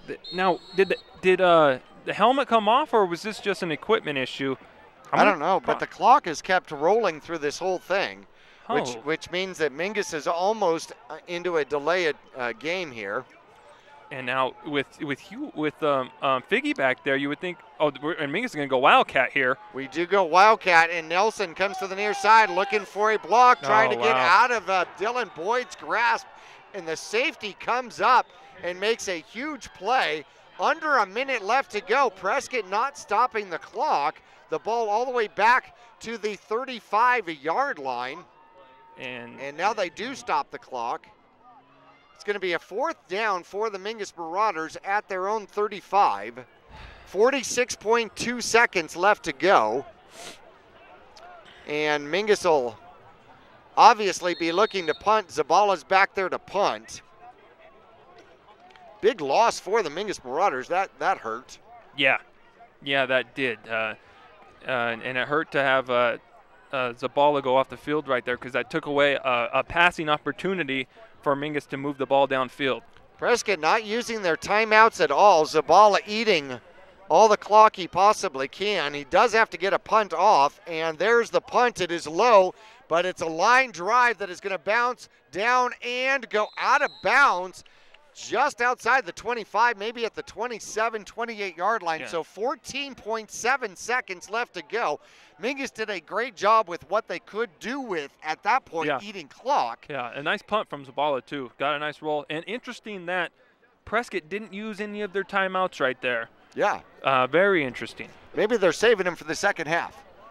7-6 the score. The Badgers leading by 1 here. Mingus scored first. The Badgers scored second. The difference is the extra point.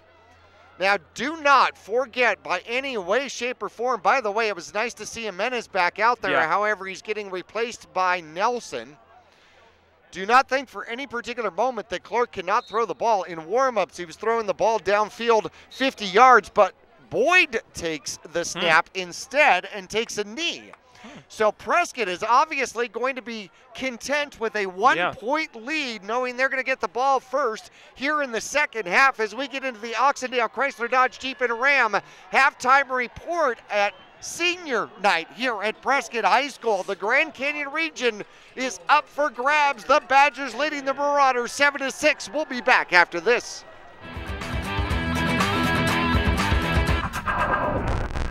You're going to love the new interactive website from Roxu Screen Printers. Now you can create your custom t-shirt design online. Simply choose a t-shirt or hat style, easily upload your logo, or create the perfect design. Workwear, tees, uniforms, polos, and caps, and let's not forget those special occasion tees, all designed online by you. Go to ROKZOO.com, Roxu Screen Printing in Cottonwood, where clothing comes to rock. 24/7 at the all-new Roxu.com. The Suzy Q Market is the most convenient stop for road trips with 1,500 beverage selections and plenty of snacks. And save on Conoco fuel with your Kickback Rewards card. The Suzy Q drive-thru window is the most convenient way to stop for those essentials on the way home. Road trips start here with something for everyone. At Suzy Q. Shop local first, always. Go Marauders! The earth beneath my feet is turning like a wheel. Your first set of wheels didn't come with complications, or strings, or hassles. It can be that way again. There's a simpler way to buy tires at Tire Pros. We're hassle-free, guaranteed. Starting in the late 1920s, Grandpa Gettle and his brothers laid the groundwork for what would become a family legacy. Almost 100 years and 100 patents later, Gettle's High Desert Mechanical continues to raise the bar of quality heating, cooling, and plumbing products and services in the Verde Valley. Call Gettle's High Desert Mechanical Heating, Air Conditioning, and Plumbing at 567-2200 or online at GettlesHDM.com, providing solutions for your comfort. Don't settle, get Gettles, and go Marauders. Welcome to the Halftime Report, brought to you by Oxendale Chrysler Dodge Jeep Ram. They're a dealer for you. Located on 89A in Cottonwood or online at mattsays.yes.com. Stick around for the first half recap, including Marauder highlights, scores, and stats. And now, let's head back to the press box. Here's your announcers, Jackie Bessler and Carson Sandoval.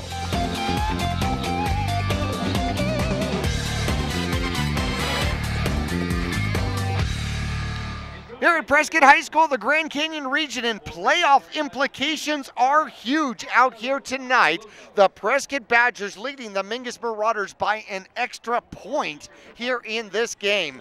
The Mingus Marauders able to score first. Prescott took the next drive down the field and able to score and tack on that extra point, and it's going to be a battle. I knew this was going to be a close one. We were talking in the Vinny's pregame report in regards to how close these two squads actually are in scoring and points allowed and everything else. Yeah, and you know, we knew Prescott was going to like to keep it on the ground coming in. They've completed a couple passes here, but their ground attack is what's really been strong tonight. They mix it up great. They run it with Harper, Espatia, Clark. They do a nice job getting everybody the ball, fresh legs. And Mingus, they've taken themselves out of a couple drives with some penalties and a couple sacks to Zabala. But for the most part, like you said, Jackie, this is what we thought it was going to be. It was going to be a close match. It's going to be a great game. Oh, certainly so. We want to thank our friends at Oxendale Chrysler Dodge Jeep and Ram for sponsoring our halftime report. You can pick out any new 2018 Ram in stock, and you'll go home with up to $14,966 off. How about that? Which is absolutely incredible. In fact, they're part of a pilot program here in Northern Arizona offering you a new way to drive a car at 0% interest, even if your credit has been scratched. How about that? You can ask them how. And of course, used vehicles, you're going to find all of the information right there on the dashboard. They're going to put it in there, the background of the vehicle, the history, what you can buy the vehicle for in other areas, what it's sold for in Northern Arizona, et cetera, et cetera. You get all the information up front at your friends at Oxendale Chrysler Dodge Jeep and Ram. And you can find out more at mattsays.yes.com. mattsays.yes.com. Prescott.com. Scoring plays. Mingus Marauders, all the scoring was in the second quarter. The Mingus Marauders struck first with a 28-yard toss on 4th and 9. Zabala finding Taylor. However, it was the play before that that was just so interesting and so intriguing, you never see it. Yeah, huge play. Zabala rolls out of the pocket, getting pressure, and throws it back across the middle, which is always dangerous. And the ball gets tipped. You know, it could have been very easily intercepted, but Mingus offense, was it tipped by Streck and then caught by, Clay Griffin. Caught by Griffin. Lineman, yes. Right place, right time. And just like Myers with the interception on defense, the big men coming up clutch with their hands tonight and really shorten that 4th down for Mingus to a 4th and 10 and a little hook and go there. And Chaz with the touchdown catch. It was great. Great job from the offensive line, giving Zabala enough time to let that play develop. And Zabala rolled out, gave himself a little bit more time, and then keeping the eyeballs downfield with no regard for his own personal safety, right? The extra point by Rodriguez missed left, not by much, but it missed left, and Mingus led 6-0. Then with just under 5 minutes left to go in the first half, 4:56 to be exact, another 28-yard score. This one, Espathia finding a lane to the outside, good blocking, and the double tight with tight ends both sides, and then a good block by the receiver, able to get to the outside down the sideline 28 yards later, and Bryce Peters added the extra point, 7-6 here at halftime. Yeah, great game here. Fast first half, a lot of running, so clock kept moving, and you know, I would expect probably the same thing in the second half. We're going to see a lot of Clark, a lot of Espathia. It's going to be a good second half, I think, and I got a feeling we're going to try and get that ball to Chaz Taylor a little bit more because we've had success going his way early in the first half. We're going to take a look at some individual stats as the band performance on the field out here at Prescott High School. We're also going to look at implications of this game, check a few scores, and see if we can find out what else is going on here in the 4A division when we return to the Oxendale Chrysler Dodge Jeep and Ram halftime report after this. People always ask us what makes us different than other car dealers. Being different is a simple idea. We believe that everybody deserves to drive a nicer, newer car. That belief drives the entire team at Oxendale Chrysler Dodge Jeep Ram to care more, try harder, and work smarter. We're dedicated to helping you find or fix the perfect car for your life and budget. Whatever it is keeping you from driving the car you want, we'll guarantee that we'll try our best to help you. We're Oxendale Chrysler Dodge Jeep Ram, and we're a dealer for you. Visit our showroom in Cottonwood this weekend or see all the deals at mattsays.yes.com. Two things we can count on every year: a new set of tax rules and great weather here in northern Arizona. Jackson Hewitt Tax Service, locally owned and operated by Lewis Rice since 1997, is here for you all year long. Your neighborhood Jackson Hewitt Tax Office will help you in all of your taxing situations. Electronic filing is always free with your tax preparation at Jackson Hewitt Tax Service. Get more in return. Call 1-800-234-1040 for an office near you.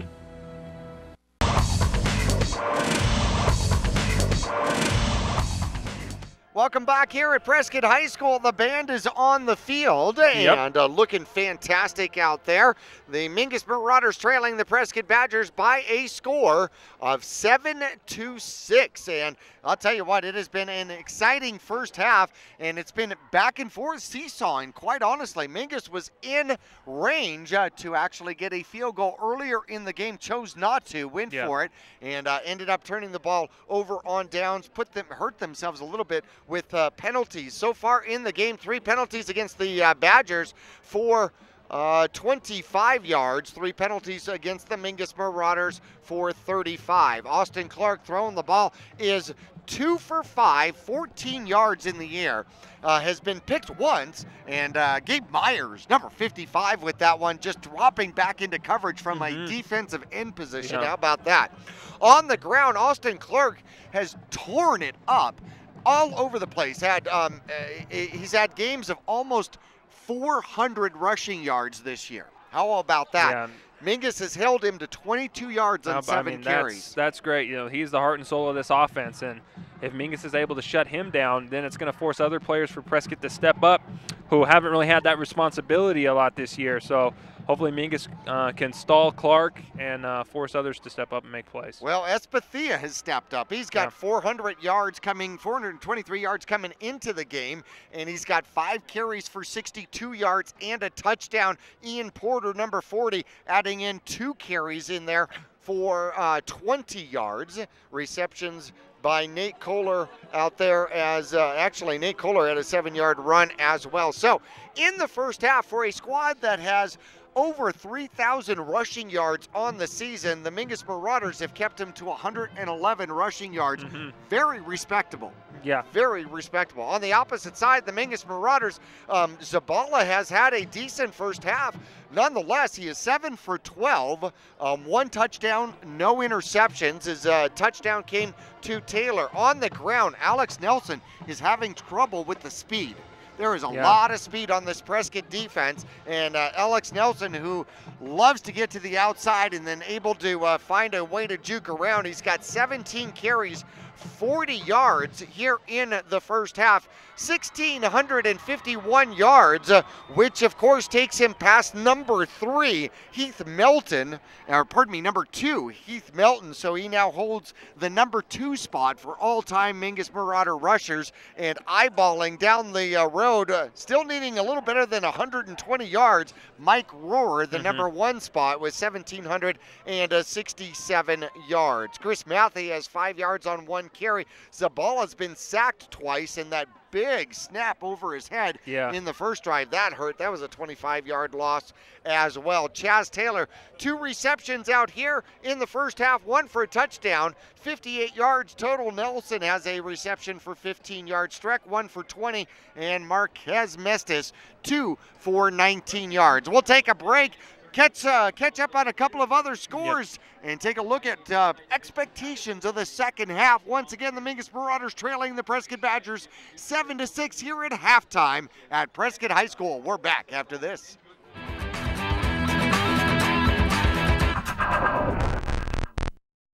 The challenges facing the country never stop. So neither does the U.S. Army. We train, adapt, and get smarter. Every soldier, every unit, every day. Not to keep up with change, but to drive it. Nobody knows what problems tomorrow will bring, but we do know who will solve them.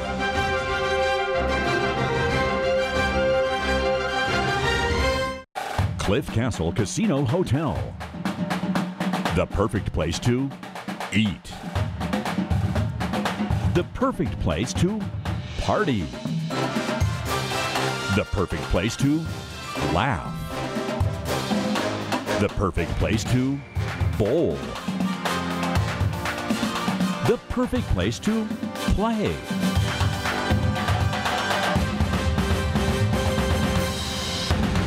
Since 1925, Tiffany Construction has worked with developers and local and federal government to build, expand, and improve infrastructure, roads, drainage systems, and subdivisions. From concept to completion, the Tiffany Construction team provides a full complement of construction services and state-of-the-art delivery methods customized to fit your needs and budget. They're Arizona's longest tenured family-owned and operated civil contractor and proudly serving the Verde Valley since 1991. Tiffany Construction, knowledge and experience to bring your project to reality. People often refer to Larry Green Chevrolet as the people place. Keeping that reputation is a priority in the community and with every customer that comes through the door. Larry Green Chevrolet, we're better and we'll prove it. If you're in the market for a new or pre-owned car, truck, van, or SUV, you'll find our selection extensive and the sales team professional and courteous. Visit Larry Green Chevrolet just off Highway 260 next to Walmart or LarryGreenChevrolet.com. All Price Insurance on Main Street in Cottonwood is your local insurance provider for personal and commercial insurance. Call and compare 23 insurance companies for home, health, auto, RV, motorcycle, boat, or ATV. Specialty insurance and insurance bonds are no problem at All Price Insurance. Call or visit All Price Insurance today.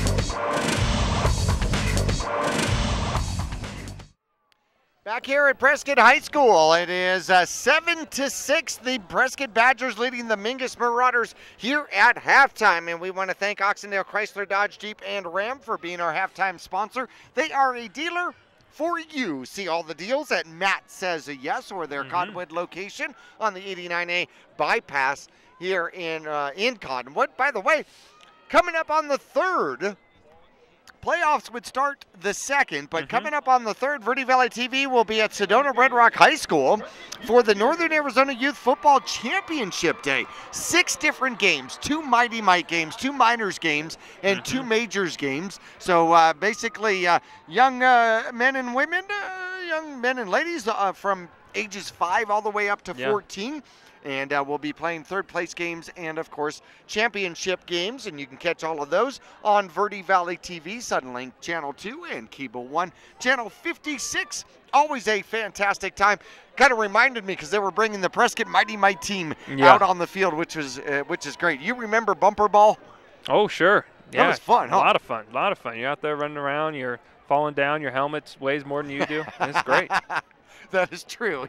You lean over to get a drink and you end up on your face mask, right?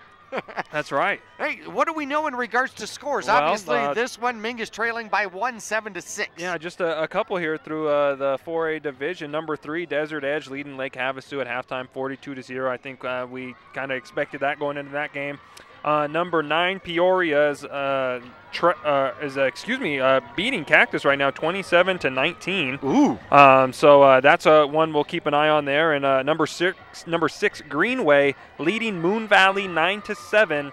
And how about this one, Jackie? Number 7, Seton Catholic trailing Poston Butte at halftime, 21-0. Ooh, that's not good for the Mingus Marauders because Mingus, if they do not win this game, they're going to have to rely on their own power points in order to be able to make it into the game as a full moon rises over, or a near full moon rises over Prescott High School here for this one. Now, winner takes the Grand Canyon Region Championship between Mingus and Prescott and goes on automatically to the playoffs. The loser will have to rely on their power points, and what is so dangerous about that is Apache Junction, number 23, and Australia Foothills, number 19. With wins tonight, they will secure their divisions, which would take positions 15 and 16. So 14 is as far as the slide goes before it just drops off the table. Yep, this second half is going to be huge for Mingus. It will indeed. We're going to take a break and finish up our Oxendale Chrysler Dodge Jeep and Ram halftime report. Once again, Mingus trailing the Prescott Badgers for the Grand Canyon Region Championship by 1, 7-6 at halftime.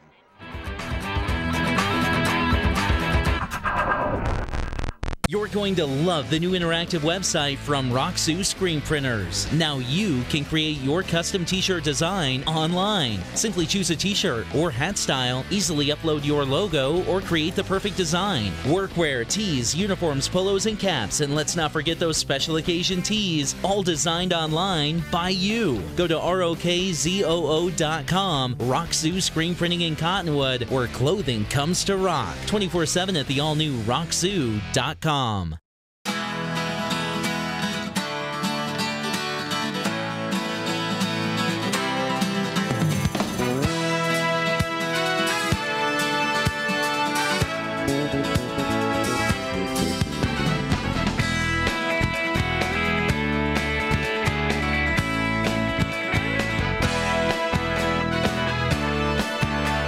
Our whole team is here to help you get the most out of each workout. Here at the Cottonwood Recreation Center. This has been the Oxendale Chrysler Dodge Jeep Ram Halftime Report. They're a dealer for you, located on 89A in Cottonwood or online at mattsays.yes.com.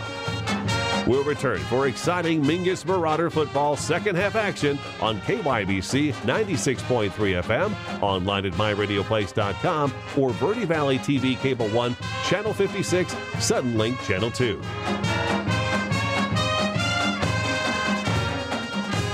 People always ask us what makes us different than other car dealers. Being different is a simple idea. We believe that everybody deserves to drive a nicer, newer car. That belief drives the entire team at Oxendale Chrysler Dodge Jeep Ram to care more, try harder, and work smarter. We're dedicated to helping you find or fix the perfect car for your life and budget. Whatever it is keeping you from driving the car you want, we'll guarantee that we'll try our best to help you. We're Oxendale Chrysler Dodge Jeep Ram, and we're a dealer for you. Visit our showroom in Cottonwood this weekend or see all the deals at mattsays.yes.com.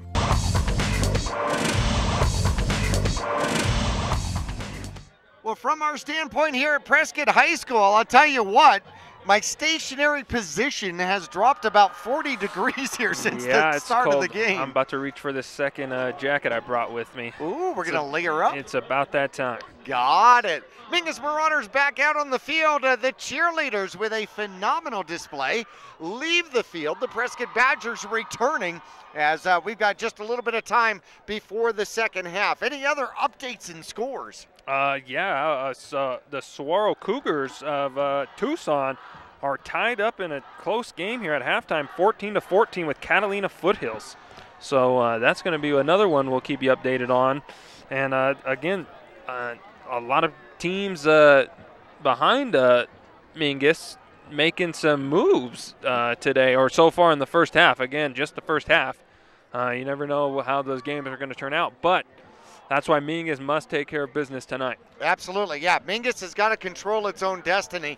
And, of course, the Bradshaw Bears also a third candidate for playoffs, sitting at number 8, idle here tonight. Can't do anything to control their destiny. Just sit there and watch scores the whole time. That's got to be tough. Certainly so. Well, Mingus, if they can take care of business here. Now, I will tell you this. The best way to get 3 Grand Canyon region teams into the playoffs, just looking at the Grand Canyon region as a total, would be for Mingus to win here tonight. Because Prescott has farther to fall and still stay in the playoff picture. Yeah. Bradshaw, I don't think, can fall all the way past 14 and fall out of the playoff picture. I don't think. No. But then again, nobody asked me to put together the equation. They didn't ask you, Jackie? No. I could have sworn they would have asked you. No, believe me, no. They certainly do not ask me. Now, if Mingus wins here tonight, obviously their best and most likely situation is they would certainly take over number 11, jumping Prescott, possibly 10, maybe as high as 9. 8 is, and home field advantage would be highly, highly unlikely. Yeah.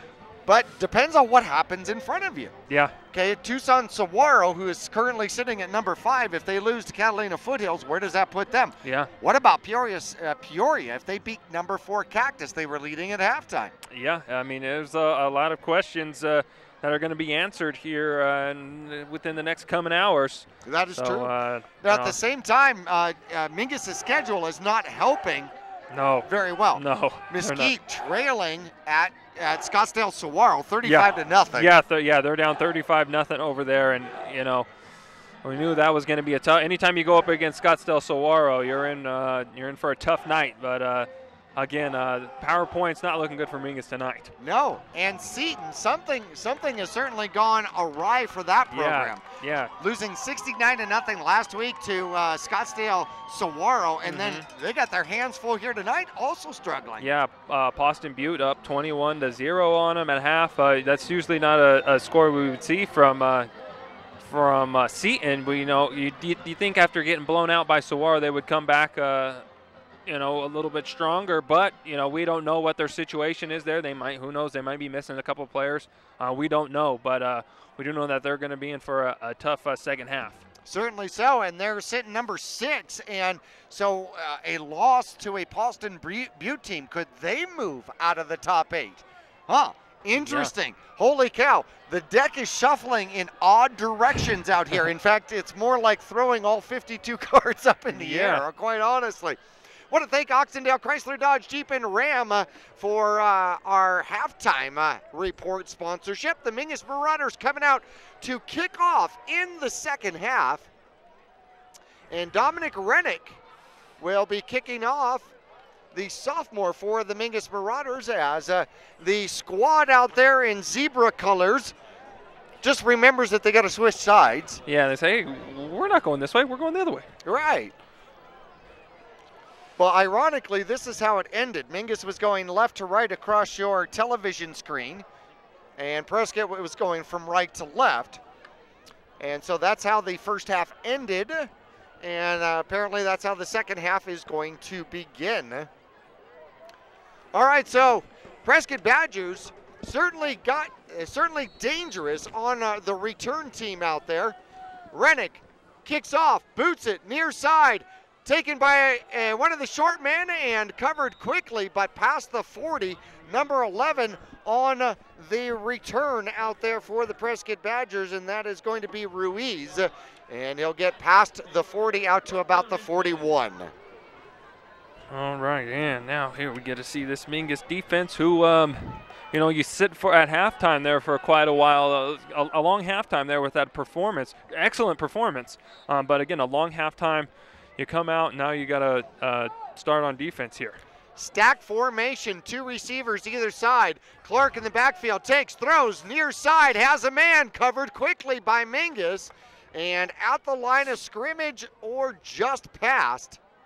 We're going to see where they mark it.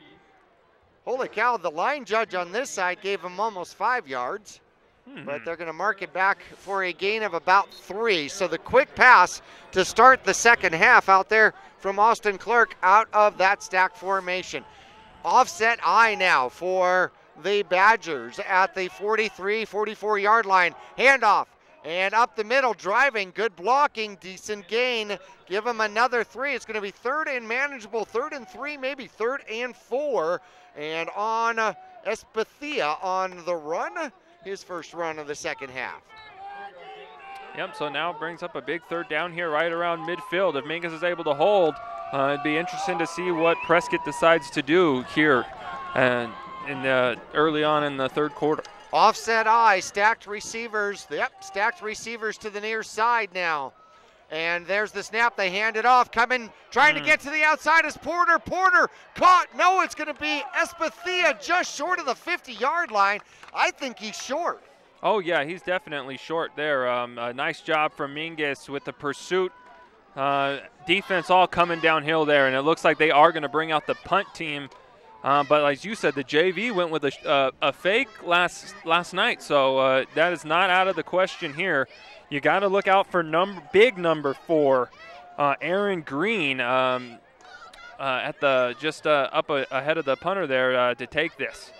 There's the snap. Flag comes out. The punt is up. It is high, almost above the lights. Fair catch is called by Chaz Taylor, who catches it inside of the 25-yard line at about the 23, but the flag appears to be against Prescott. Yeah, so do you take the ball or do you push him back?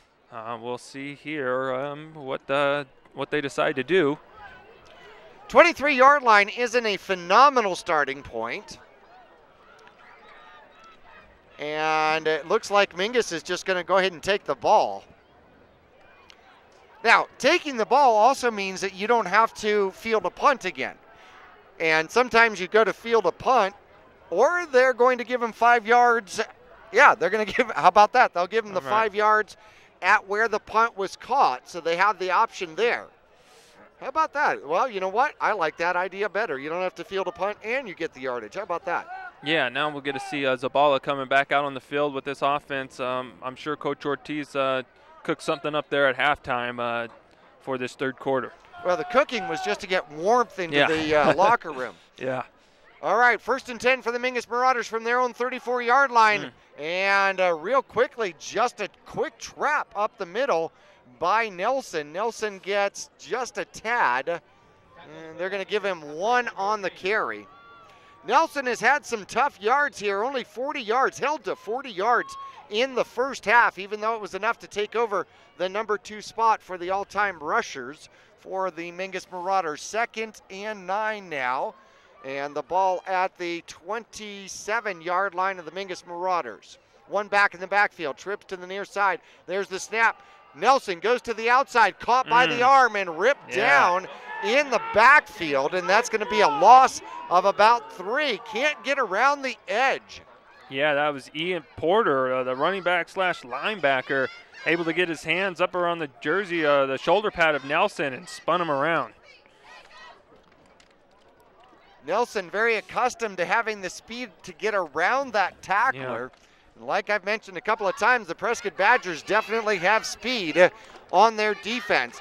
3rd and 13 now from the 24-yard line. Zabala takes the snap, comes to the near side, looking to throw, gets blocks, gets time, throws it short. Oof, falls in between 3 would-be Prescott Badgers. And Zabala came up limping after that play. He took a good hit there from Garrett Fenderson, and Zabala still trying to walk it off there. Hopefully he's okay, because he's going to be, if Mingus decides to kick it here, which I think they will, he's going to be the one kicking it.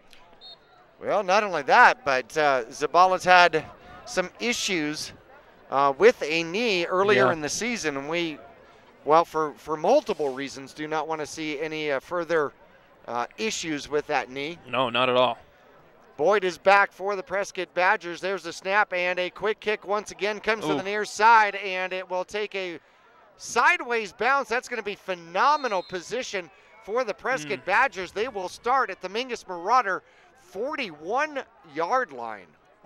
Yeah, not ideal there for Mingus. And again, before that play, Zabala's back there in the backfield kind of limping around. You don't know if he's a 100% to kick that ball. Maybe Mingus could have gone to a traditional punt formation there and got off something a little bit better, but they don't. And now Bradshaw will take over with the ball in Mingus territory. Prescott, you mean, of course. 8:39 left to go. What did I say? We played Bradshaw 2 weeks ago. Oh, jeez. I know. I always got Bradshaw on my mind. Yeah, those Western Yavapai County teams. Yeah. Mingus stacks the line out here.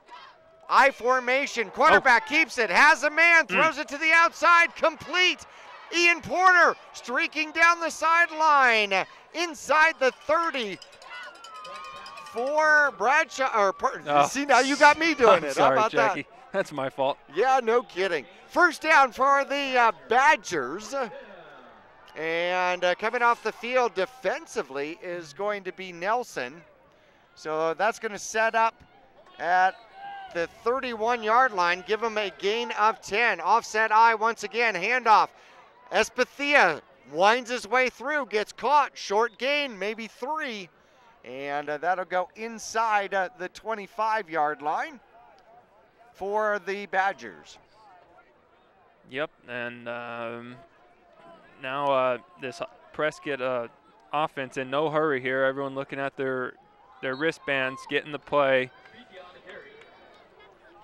First reception for Ian Porter, by the way. Third reception in the year. Gain of 3, 2nd and 7 from about the 25-yard line. Espathia tries to cut up underneath, and Streck with a great tackle keeps him short of the line to gain and down about the 25-yard line. 3rd and 5, maybe 3rd and 4. Yeah, I'd say maybe about 3rd and 4 from where it looks the markers are. We kind of got a difficult angle where we're at to see that. Last week we were up in that nice press box in the dome. Yeah, we were just able to see the whole thing. No kidding. One back in the backfield for Clark. He's got a receiver in motion, Epithea, and he's going to follow it to that side, and Streck comes through. Clay Griffin and Streck. Streck gets a piece of him, and Clay Griffin takes him down. It's going to be 4th down at the 25-yard line, so 4th and maybe 3, 4th and 4, and now Bryce Peters comes out. He is 11 of 12 on the season, and he'll be kicking from the 27-yard line. Oh, no. Oh, no. And if Mingus moved, that would probably be a 1st down for Prescott. We shall see. We'll see exactly what the call is. And the Badgers are clapping, and they're going to move the ball forward. It's going to go against Mingus. It'll be a line infringement penalty, encroachment, and offsides, and that'll move the chain. So Bryce Peters comes off the field. He had a 37-yard field goal attempt lined up, but instead, Prescott Badgers will get 1st down. Espathia in motion. Quarterback comes the other way. Clark contained and dropped. And he will be just outside the 10-yard line, down to about the 12. So a gain of about 4 on the play. You are right. The angle going toward the end zone is a little difficult. Yeah. And the chains are off the line, off the yeah. out of bounds line by quite a bit, which makes the angle even a little bit more difficult. 2nd and 7 is what the board says. We'll go with that, a gain of 3. Quarterback keeps the ball, looks to the right, looks to throw, throws, and it's picked off. A flag comes flying in after the interception. And that was Chaz with the interception there. Not sure what this call's going to be. But Chaz in the right spot there. There was a lot of bodies over there. I'm not sure. Holding against Mingus. It's going to be, holy cow. So that'll take the interception off the record. Let's see. I mean, and this is a tough angle here. Hard to see where the hold was. Yeah. It certainly wasn't with Chaz Taylor. No. He wasn't involved in any kind of holding on a receiver, so it was a receiver that wasn't thrown to. So penalties really hurting Mingus on this drive right here. Certainly so. That's going to bring the ball down to about the 7-yard line. Quarterback's going to keep it. Tries the near side. Mingus able to contain him and bring him down quickly. Savage out there on the tackle, and getting up off the bottom of the pile is going to be Machado as well. A loss of 1. So now third down and 3 from about the 7-yard line. A hold here would be absolutely huge for the Mingus Marauders. Oh yeah, it would be big, real big, holding the field goal here if they can. Trips to the near side. Espathia in motion. Quarterback comes the other way. Mingus able to get on it quickly. All over it. Clay finishes it up as I think Tyson Savage got to him first, and it's going to be 4th down, and they're going to move it back another yard or 2. So time went off the clock, 3rd quarter, 5 minutes left to go. Prescott leading 7-6, and Bryce Peters is going to come out for a field goal attempt. This one much shorter though. Line of scrimmage at the 10-yard line. So it's going to be a 27-yard field goal attempt out here. And again, Mingus needs to watch the ball right here, because if they jump off again, it'd be another 1st down. There's the snap. Kick is up. And it looks good. It is good. So 10-6, the score now on the Bryce Peters 12th field goal of the year. That puts him tops in all of the state of Arizona. We're going to take a break here from Prescott High School. We'll return after this.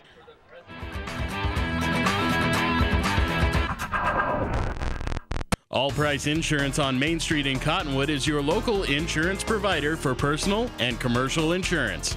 Call and compare 23 insurance companies for home, health, auto, RV, motorcycle, boat, or ATV. Specialty insurance and insurance bonds are no problem at All Price Insurance.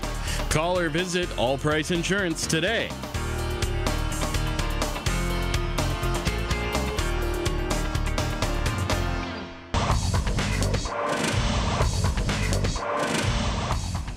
Well, Mingus will get the ball back here off the kickoff. Bryce Peters makes it a 4-point game, 10-6.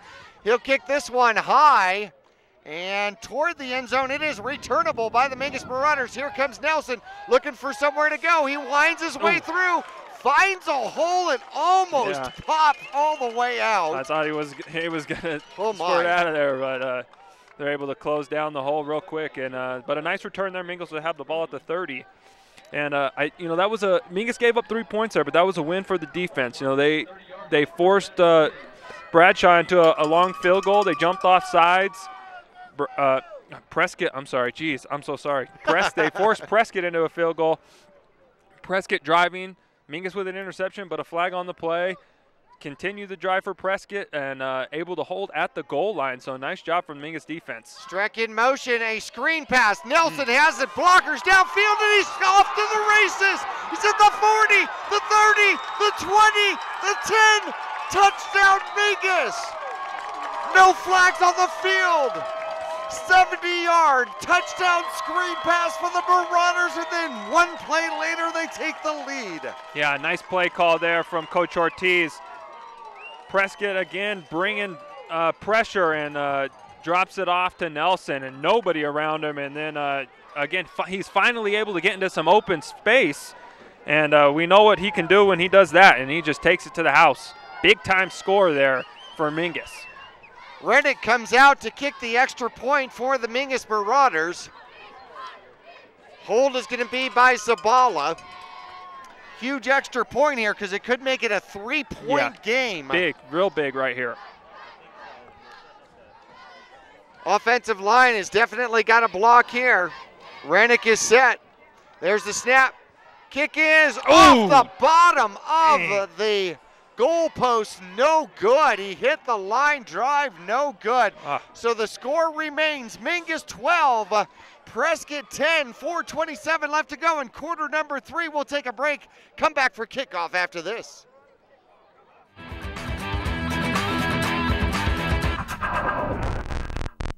The challenges facing the country never stop.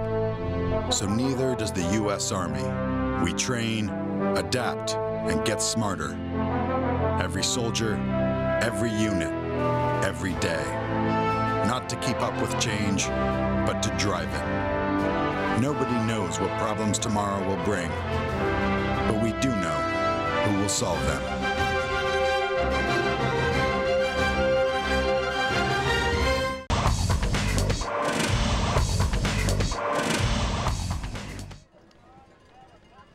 Two missed extra points in this game are huge. Rennick's going to be kicking off. He pops it to the right-hand side. It's going to hit the ground. It's covered. It's still on the ground and available. And finally corralled by the Prescott Badgers out there.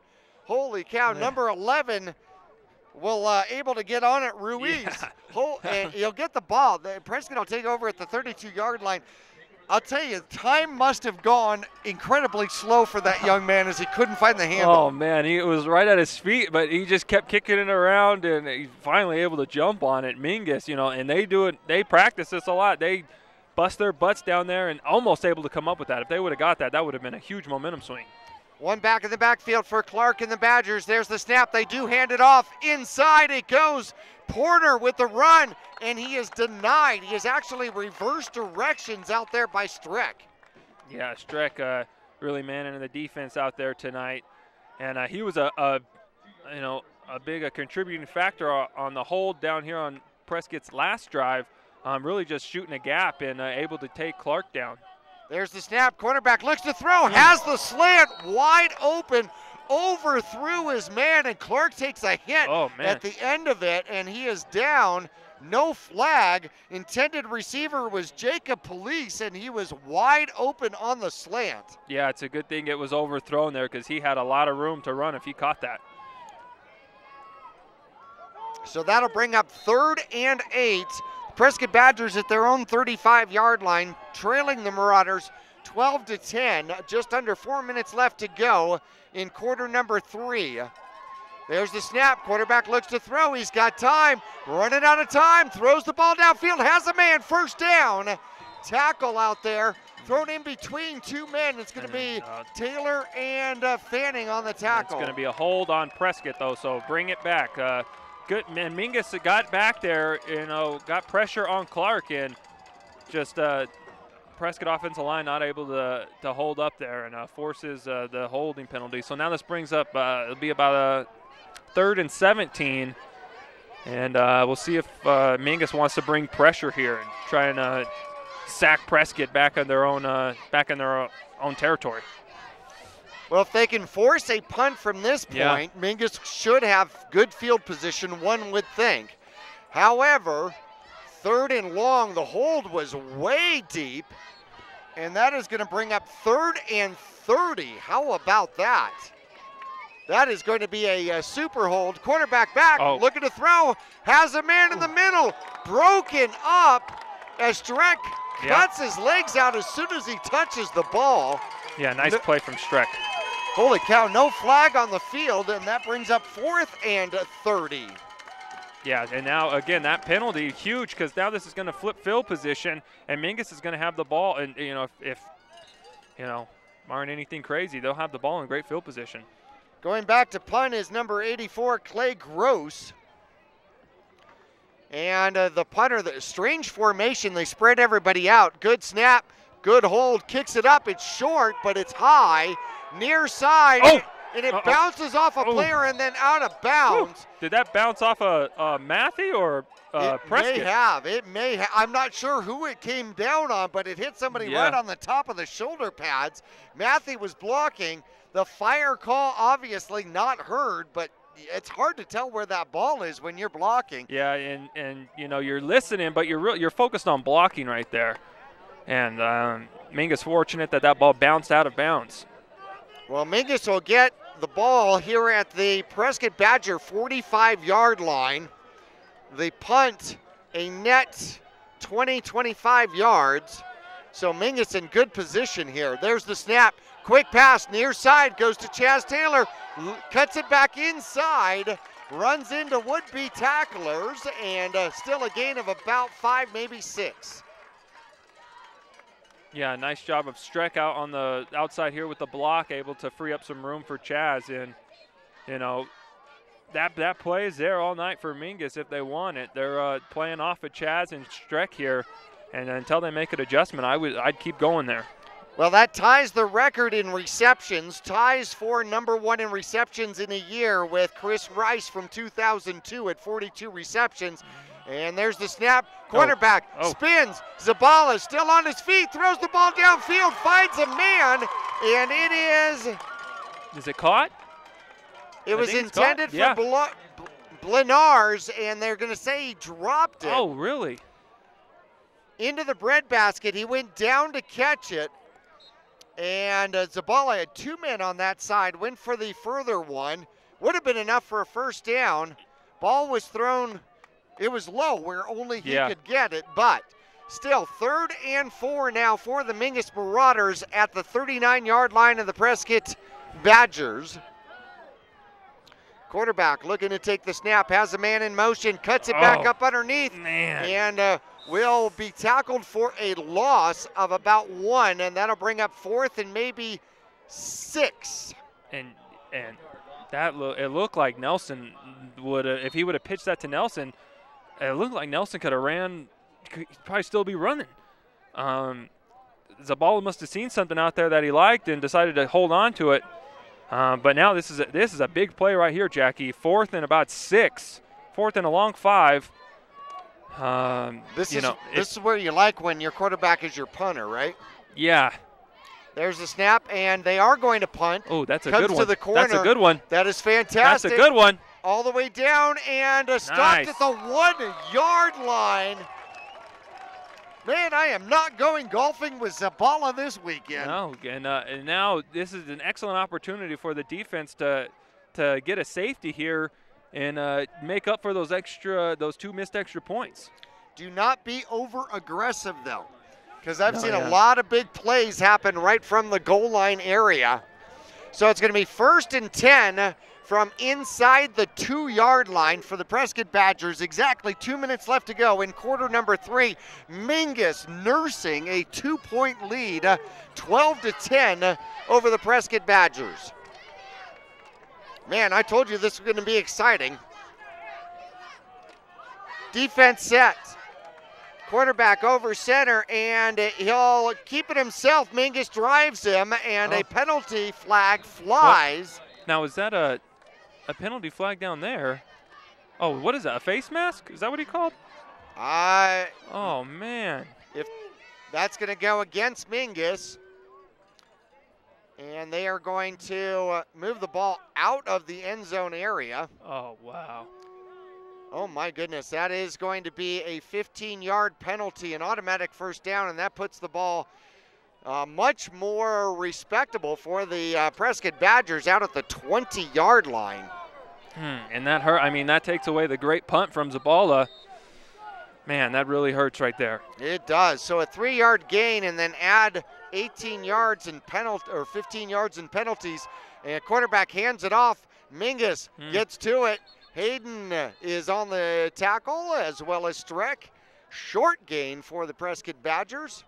Porter with the run. Yeah, Mingus doing a nice job against the run here in the second half against the Badgers. It looks like some adjustments were made at halftime, and Streck anchoring it out there along with Harrison and everybody. And the defensive line really getting a good push off the ball. There's the snap. Quarterback looks to throw, has a man. It's Police. Police almost gets through would-be tacklers as Jimenez finally brings him to the ground, but it's enough for a first down, 10 yards on the quick slant. Yeah, a big first down for Prescott there. Keep the drive alive. And it's starting to get a little cold out here, Jackie.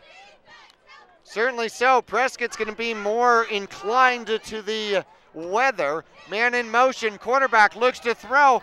Finds a man downfield. Hit as soon as he catches it and knocked out of bounds. Not quite enough for a first down, I don't think.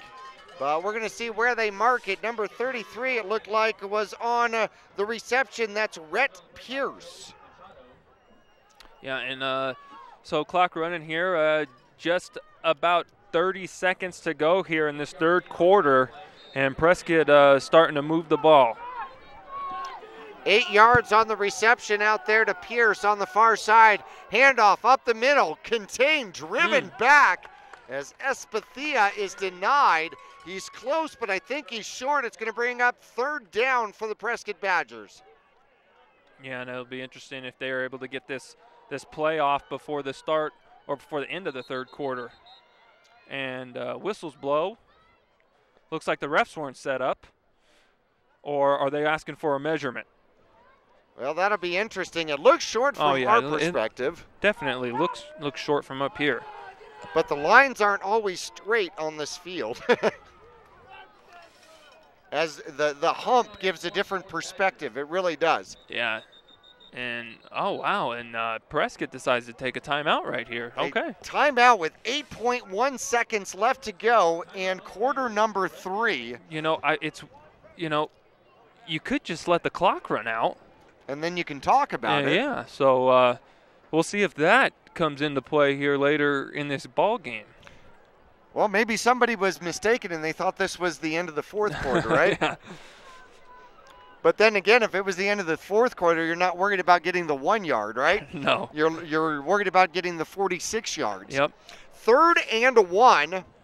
The Badgers back out there on the ball. Mingus comes back out. Defensive tackles are going to be huge on this play.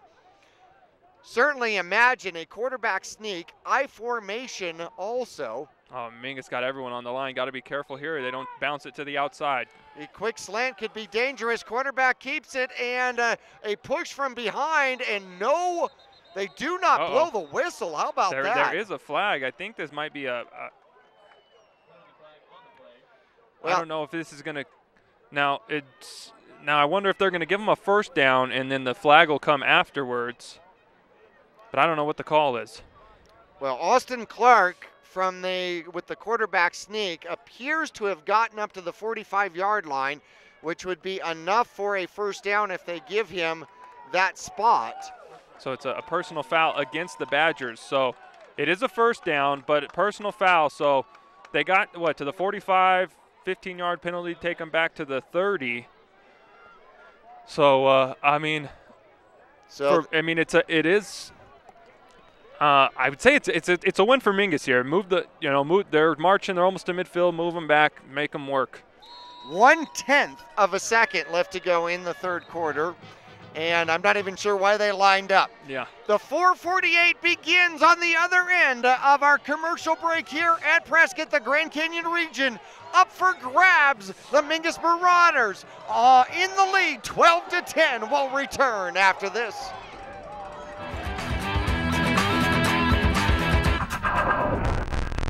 The Suzy Q Market is the most convenient stop for road trips with 1,500 beverage selections and plenty of snacks. And save on Conoco fuel with your Kickback Rewards card. The Suzy Q drive-thru window is the most convenient way to stop for those essentials on the way home. Road trips start here with something for everyone. At Suzy Q. Shop local first, always. Go Marauders!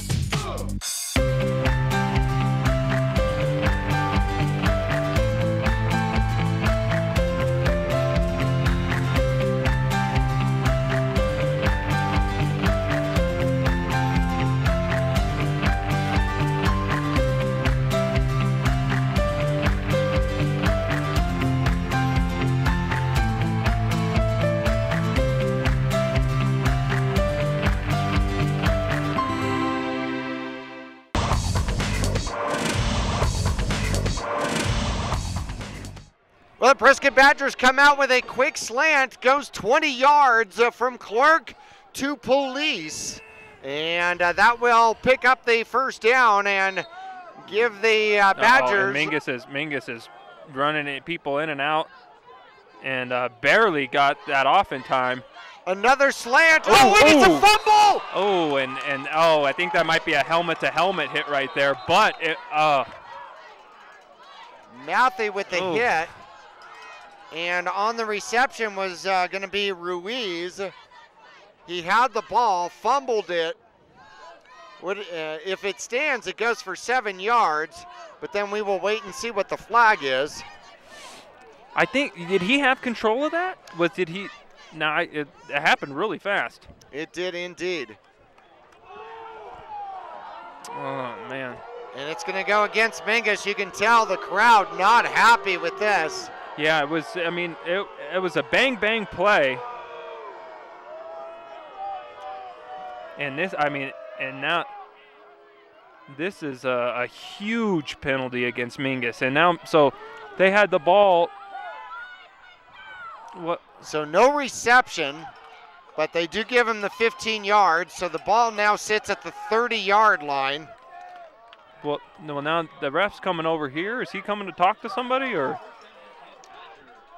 Nope, doesn't look like it. They're just going to give Prescott the ball here at the 30-yard line. So 1st and 10 now for the Badgers.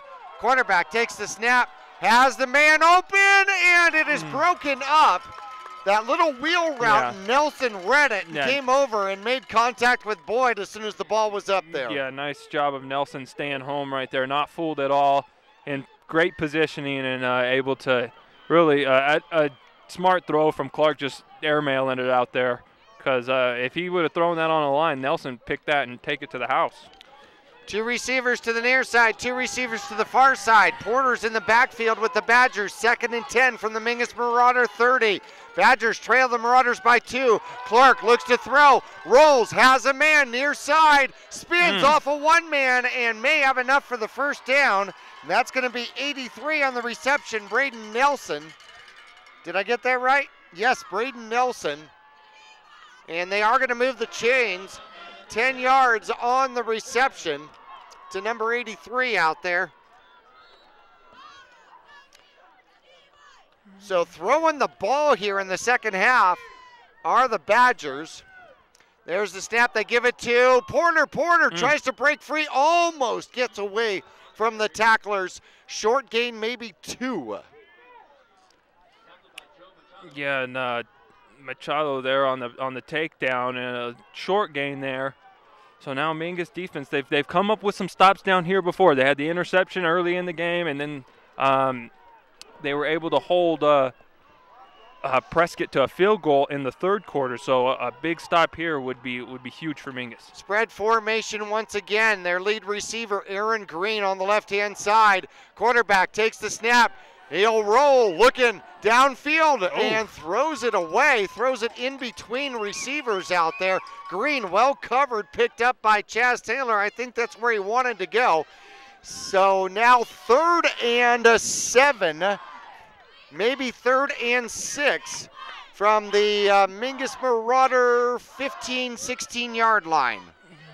Yeah, and a huge 3rd down play here in this football game. Keep in mind, you're in Bryce Peters' wheelhouse here. You're certainly within field goal range. There's the snap. Quarterback looking to throw. Comes to the near side. Now he's got to run. Scampers. Mingus able to catch him.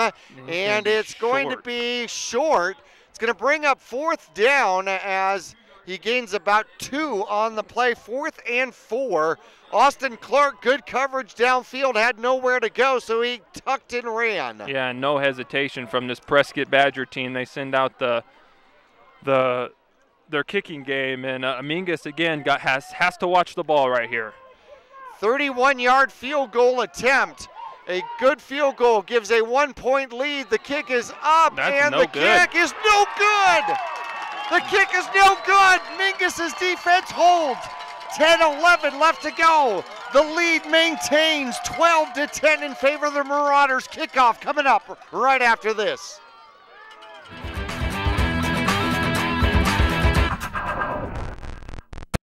Cliff Castle Casino Hotel. The perfect place to eat. The perfect place to party. The perfect place to laugh. The perfect place to bowl. The perfect place to play.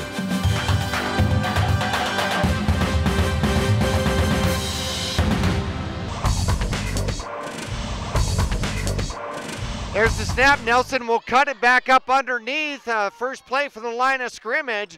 Mingus with the ball at their own 20-yard line. Nelson will gain 2, 2nd and 8. Yeah, Mingus dodges one there on that last offensive possession for the Badgers. He just pushed it a little bit left, and really didn't look close. You know, his last one right down the middle. This one actually I think was a little bit closer, or maybe a little bit longer, but just missed it. And now Mingus with a great opportunity to widen this lead. Single coverage on the far side. They give it to Nelson, gets around the corner, cuts it back in. Close to a first down, but not quite enough. That'll bring up a 3rd and manageable for the Mingus Marauders at their own 27-yard line, maybe 28-yard line. So earlier in the third quarter, Mingus ran an option play, and Nelson looked wide open on it, but Zabala decided to hold on to it and run it himself. I wonder if Coach Ortiz will go back to that option play and tell Zabala, hey, if nobody's on Nelson, you better get him the ball. Lenars and Taylor far side, 2 receivers near side, Mestis and Streck. Man in the backfield is going to be Nelson. Quarterback keeps it himself. Zabala's got the first down. Hangs onto the ball. Young man out to the 39-yard line. Move the chains for Mingus. Yeah, nice job there. And that time, they go with the run, with the option there with the handoff or the run. And Zabala says, actually, I'll take this here. Nice run, good job holding on to the ball, and Nelson, an excellent job with the fake. He really played that fake out very well, and he had about 3 Badgers on him. Approaching 8.5 minutes left to go in the game. 3 receivers near side, almost a bunch formation, 1 back in the backfield. There's the snap. They give it off to Nelson, gets around the corner, cuts it back in. Caught literally in the air by the defender. That's Fenderson. And doesn't look like much of a gain, maybe 1 on the play. Yeah, nice job from Fenderson there, keeping outside containment, not allowing Nelson to get to the sideline. And so here, this drive right here is going to be crucial here if Mingus wants to hold on and win this game. Just under 8 minutes to go. A first down here to continue to keep the clock running and move closer to scoring range is going to be huge. Once again, single coverage far side on Taylor. Streck in motion. There's the snap. They do hand it off. Nelson finds a lane, pushes the pile forward, and it depends on the mark whether he's got a first down or not. Umpires right on top of it out there, and they're going to put the ball down at about the 43, 44-yard line. So 3rd and a short for the Mingus Marauders. This is usually Zabala taking himself time. He starts out in the backfield and then hurries up to the line of scrimmage and just quick snaps it. And I tell you, Jackie, that's what he's going to do. Back up to the line he goes. There's the snap, and he goes off to the right-hand side, dives forward. Should have enough. It'll depend on the mark. And there's a flag late. I think that might be on Prescott. We shall see. The ball sits at the 49-yard line, which would be enough for a first down. The flag came in after the play. Yeah, against Prescott. So this will move a big flag here against Prescott. That's going to move the ball into Prescott territory. And now Mingus, they got to take advantage of this here. If they could get a touchdown right now, really open up this game with not a lot of time left to go, it could be the difference in this ball game. 82 penalty yards against the Badgers, 75 against the Mingus Marauders. Clock continues to be a factor now, under 7 minutes, and Mingus has 4 fresh downs. and Alex Nelson in the backfield once again. There's the snap. Zabala's looking to throw. He's in trouble. He breaks away. Still has the ball. He's downfield. Caught from behind. Heck of a play from Zabala, though, able to escape pressure. Looked like he was going to take a sack, able to step up and actually picked up a nice gain. So he'll pick up 7 on the scamper. And readjusting, I'm thinking, I imagine that's his knee brace. Yeah. As he got caught from behind out there, and I was worried about that. But 2nd and 10, 2nd and 2, 6 minutes left to go. As Streck with the reception and fighting to keep the ball out there. The ball is down at the 25-yard line, which might be enough for the first down. Quick pass out there, but then as soon as he caught the ball, he had to fight to try to maintain possession. And it is going to be a first down. So now Mingus really in business here. They can take their time. Really, if I was Mingus, I'd be in no rush here. Continue to work Nelson. Mingus has been able to move the ball running down here. I'd stick with it. Well, the ball at the Prescott 25-yard line. 5:41 left to go. There's the snap. Zabala's back, throws near side. Nelson has a blocker downfield, and the flag comes out. Yeah. It would have been a first down. Blenars makes the block, and I'll tell you what, a rather weak penalty or a weak block in the back out there on number 28, which would be Dylan Boyd. Yeah, and that's just a backbreaker right there. And Nelson was going to beat him right there. He really, he was just going to be diving at Nelson's legs, but they're going to call that every time. But now Mingus, hey, look at it this way: more plays to run, more clock to eat up. Well, that's one way to look at it. 85 penalty yards now on 8 penalties against Mingus. Clock is rolling once again, under 5.5 minutes left to go, but it's now 1st and 21 for the Marauders at the 36-yard line. Quarterback takes the snap, throws, has a man downfield, and Chaz Taylor never saw the ball. Nobody did. No one saw it there, and Zabala had to get rid of it quick because he had pressure right in his face, and Chaz just never saw it. I don't know if he would have been able to make a play either way because kind of just thrown away there from Zabala. Unfortunately, the incomplete pass stops the clock at 5:09, so now 2nd and 21 for the Mingus Marauders. Now, obviously, much harder to rip off a 21-yard run, but certainly screens are options here to try to keep the clock rolling as well.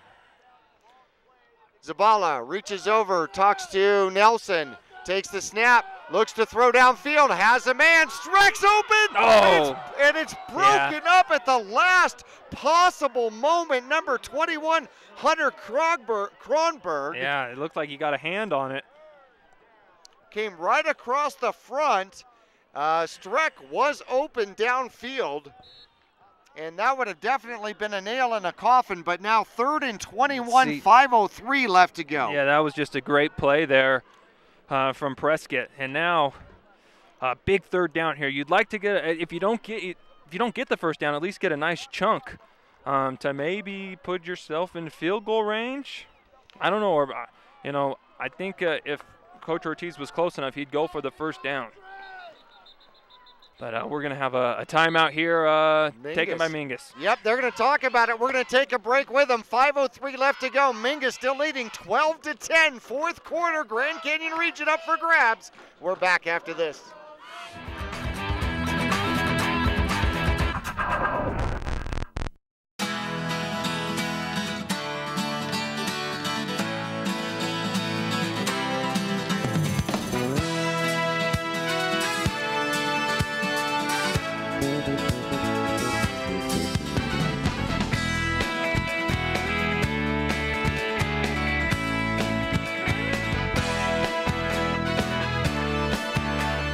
Our whole team is here to help you get the most out of each workout. Here at the Cottonwood Recreation Center.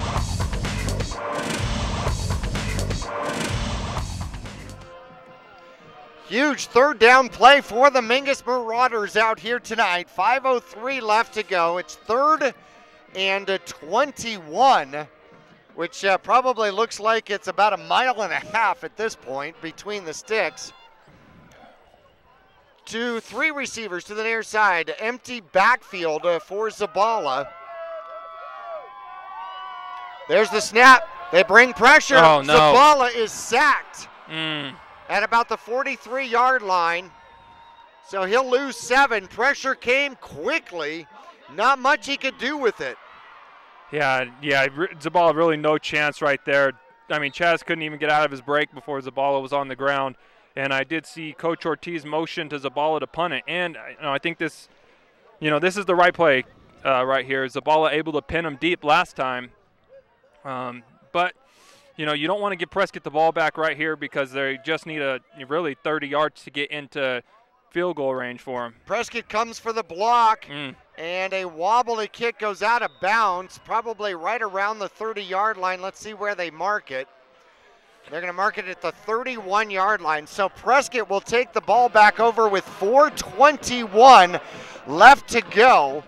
All right, Jackie, this is it. Grand Canyon region right here. This is as a defensive player, you got to want to be in these situations right here. Just under 4.5 minutes to go. You got the lead by 2. You want to see if your team could step up and hold this Prescott offense. Well, there's a lot of time left with 4:21 and lots of timeouts left, too. Mingus has used 1. Prescott hasn't used any. Tight formation. Quarterback comes over. Clark goes and talks to somebody. And Mingus moves a man in motion. There it is. Quarterback steps back, looks to throw. As he scampers to the near side, looking for someone to go to. Throws the ball deep, downfield and out of bounds. Yeah. Well covered by the Mingus Marauders. Good job by Mingus right there. That was a coverage sack. Not a sack, but just an excellent job staying with their man. And a nice job from the pursuit from the defensive lineman, not allowing Clark to get past the first down or to really gain anything on that, forcing him to throw it away. Espethia in the backfield. 4 receivers to either side. Mingus tied at the line. Low snap indeed. Quarterback tries to get his man out in motion, tosses the ball up, and it is out of bounds, uncatchable. Yeah. Intended for Aaron Green, the big tight end. Yeah, and that play was done in by the low snap. It really threw off the timing of the route. Clark wanted to go with the quick slant to number 2, Jacob Police. But again, that snap was low, so he had to bail out on the play, and you can hear these crowds. Mingus fans are into it. This is a huge play right here. This could be the difference in the ball game right here, Jackie. It is not an earthquake. It is just the stands moving on our cameras. Man in motion. Clark steps back, looks to throw, throws downfield, overthrows his man. 4th and 10. No flags on the field. So, with 3:55 left to go, if you are Prescott, do you punt it? Do you have to run a trick play at this particular point? What do you do?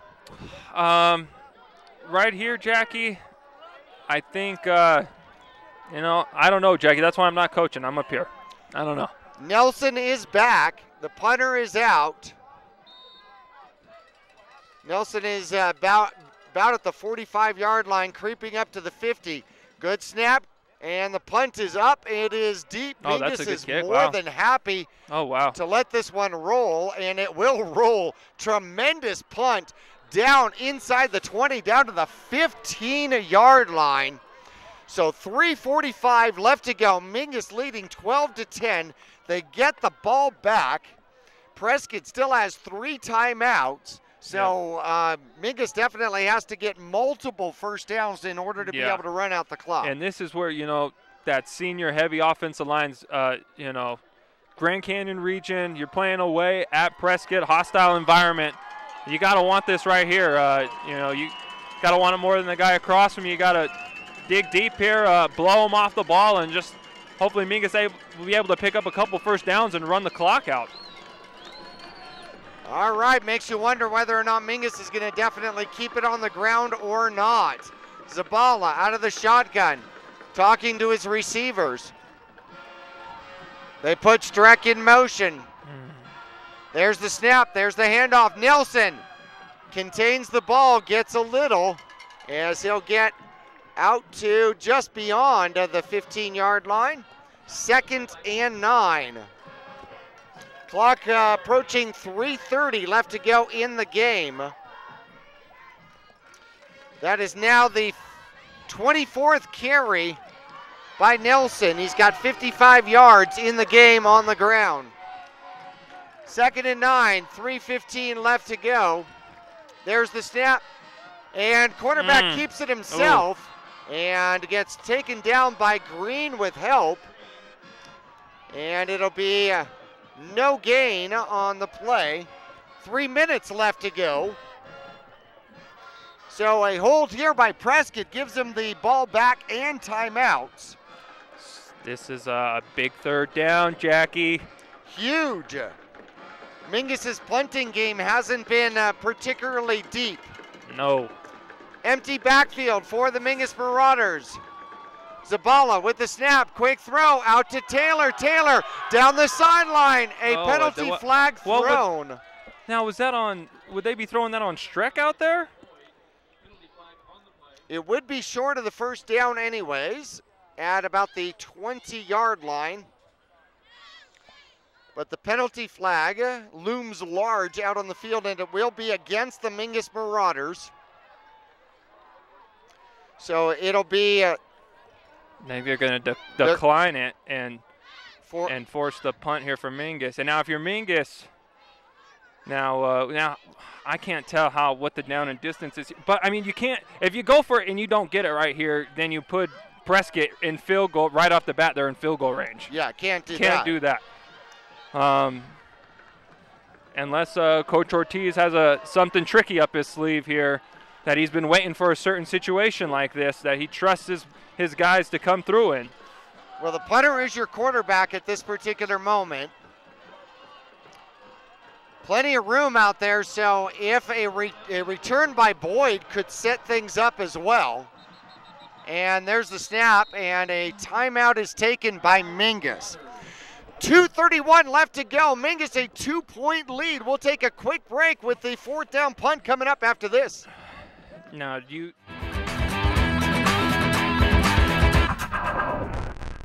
Starting in the late 1920s, Grandpa Gettle and his brothers laid the groundwork for what would become a family legacy. Almost 100 years and 100 patents later, Gettle's High Desert Mechanical continues to raise the bar of quality heating, cooling, and plumbing products and services in the Verde Valley. Call Gettle's High Desert Mechanical Heating, Air Conditioning, and Plumbing at 567-2200 or online at GettlesHDM.com, providing solutions for your comfort. Don't settle, get Gettles, and go Marauders.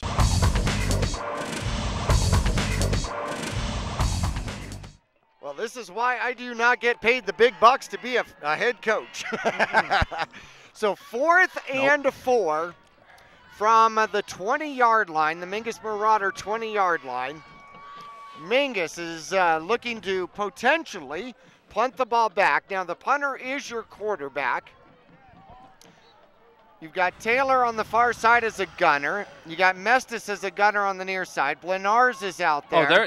Oh, Jackie, they got Nelson lined up in the backfield. They do have Nelson in the backfield. And Prescott has a man deep. They do indeed. If I'm... Oh, and they're moving Nelson now. They do yep. Oh, okay. They didn't bite on that. I think they were just coming up with some protection. 2:31 left to go in the game. There's the snap, and the kick is a line drive. It's going to have a roll, and it's going to go out of bounds. No return, and they're going to mark it at the 47-yard line. So Prescott, a short field in 2:26 left to go in the game. And a field goal kicker, Bryce Peters, who has missed one. He's one of 2 in the game so far. And he's got a long of 42 this year. So Mingus puts their defense back out on the field with the Grand Canyon Region Championship in the balance. Quarterback Clark takes the snap, looks downfield, throws, and incomplete. Good coverage. Yeah, great coverage from Nelson there. And you know, Jackie, I'm surprised that Prescott's kind of abandoned their run here in the fourth quarter. Again, they have their timeouts left. There's over 2 minutes, and they've elected to to drop back and pass here pretty much this whole fourth quarter. You are right. In fact, 19 attempts out here by Austin Clark. He's got 75 yards, 61 of them in the second half. Been picked once in the first half by Gabe Myers. Spread formation, one back, Espathia in the backfield. Clark takes the snap, looks downfield, launches. As the it's picked! It's picked! It's Machado! He's got yardage on the near side, and he hangs onto the ball and gets it back to the 45-yard line. Huge play from Machado right there. And that could be the game. But, a lot of time left, actually. I'm sorry. Over 2 minutes. A lot of time left. Second pick of the game. Yeah, after you just mentioned his first of the game. That is only the fourth interception thrown by Clark this year. He had a man downfield intended for Dylan Boyd, overthrew him. Yeah, just overthrew him. And a flag on the field. And it looks like it's going to be against the Mingus Marauders at the 35-yard line by the way, after the interception. So Mingus will get the ball, but they get the ball back at their own 25. Yeah, and so Mingus here, Prescott's got they got all three of their timeouts, I want to say. I believe so. Mingus is down to one. And if you're Mingus here, you want to force them to use those timeouts. So I would think we'd see a lot of Nelson right here. A lot of strategy underway. Jimenez moves from far side to near side. Here comes Nelson. He's got blockers. He's got the corner. He stays in bounds with the first down. And that'll move the chains out at the 35-yard line. They've stopped the clock while they move the chains. 2:02 on the clock. And yes, move the chains. There we go. Big 10-yard run out there by Nelson. And the clock gets underway. We're under 2 minutes. 1:51. And Zabala's in the backfield. He's got Nelson back there, trips to the near side. Jimenez goes into motion. Across the field to the top of your dial. Here comes Nelson, near side. Finds a lane, cuts it back. He's got a first down, and thrown out of bounds, but he gets into Prescott territory, and there is a late flag. He gets past the 50 down to the 47-yard line of the Prescott Badgers, and then a late flag comes out. We're going to wait and see what happens with the flag, though. It would be a first down. It would be after the play if it goes against Mingus or tacks on to the run at that point.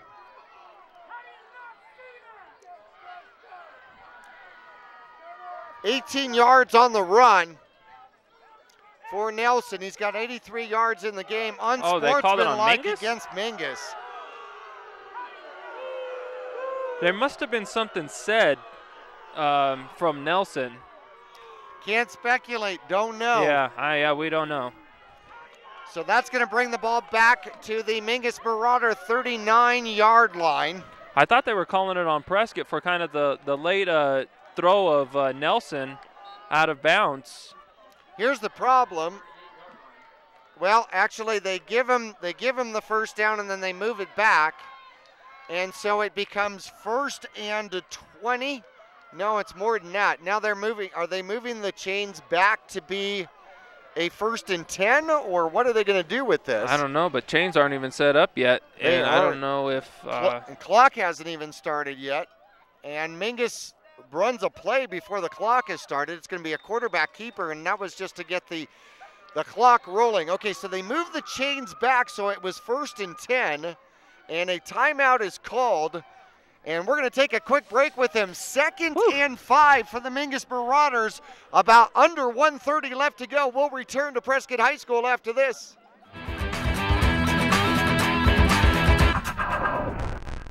People often refer to Larry Green Chevrolet as the people place.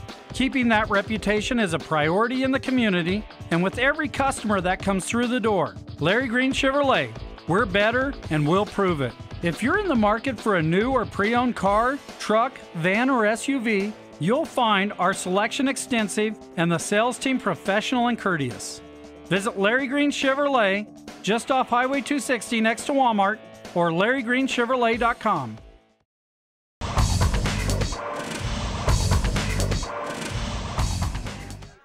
Well, this is an exciting one. We told you it would be. 12-10, Mingus leading. 1:25 left to go in the game. Mingus with the ball. 2nd and 5 from their own 48-yard line. Nelson in the backfield. Zabala over center. Clock will start with the snap. Zabala's taking his time. He's going to back up, looking to call a different play. Blitz looks like it's coming. It's going to be a pitch near side. Nelson with a block, and he may have a first down. It depends on the mark right at the 50-yard line. He's knocked out of bounds. It's a first down, but it does stop the clock with 1:19 left to go. Yeah, and now Mingus got to hold on to the ball here, protect the ball, both hands on it. Can't cough it up here. And if Prescott has 2 timeouts left, I would think maybe 2 runs here. I mean, really just 3 straight runs. And hopefully you'll be able to pick up another first down and really just put this game away. Spread formation, Nelson in the backfield. He's got 89 yards on 27 carries. Quarterback takes the snap, comes to the near side, around the corner, stay in bounds. He goes down, he gets a gain of about 1. And that is a second timeout called for the Prescott Badgers. Let's leave it here. Yeah. 12-10 the score. And about 1:16 left to go. And that was just to get the clock rolling. So Prescott has 1 timeout. How does this play out? Now, obviously, if Mingus is able to pick up a first down here, then they can pretty much run the clock out. If Mingus can pick up a first down, this game's over. You just get in a victory formation and take a knee, which, you know, a tough game like this, that would be great if Mingus could get there. You know, if Prescott holds right here, they'll call their final timeout, and then Mingus will have to run 1 more play. And again, I would assume it'd be a run play, just to eat as much clock as you can. Well, 1:13 left to go in the game.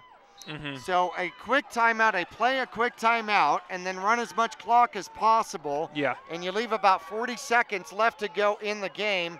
Mingus actually goes into a victory formation at the moment, looking to take a knee. They do take a knee. Well, does maybe Prescott? I missed it. Prescott. Oh, remember Prescott took that timeout with 8 seconds left in the third quarter. You're right. So they are out of timeout. Yeah. So they are out of timeout. So Mingus now has a 3rd and 10 from their own 49-yard line. 45 seconds left to go. And Mingus looking to take another knee.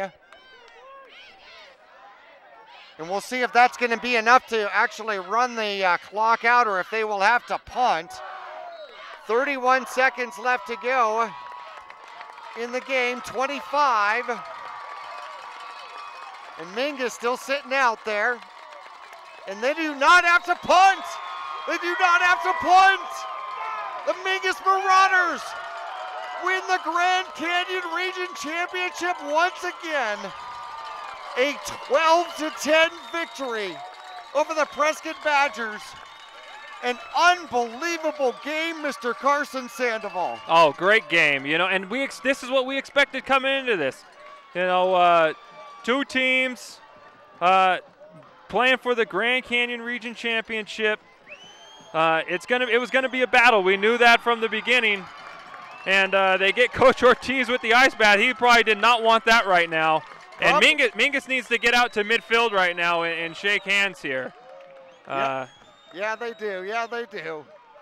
All right, we're going to take a break. We've got our Gettles High Desert Mechanical Heating, Cooling, and Plumbing postgame report. Coming up, the Mingus Marauders victorious, a 12-10 victory over the Prescott Badgers on the road. The Grand Canyon region is theirs. Playoffs will be theirs. Playoffs? Playoffs coming right. up next week. We'll be back after this.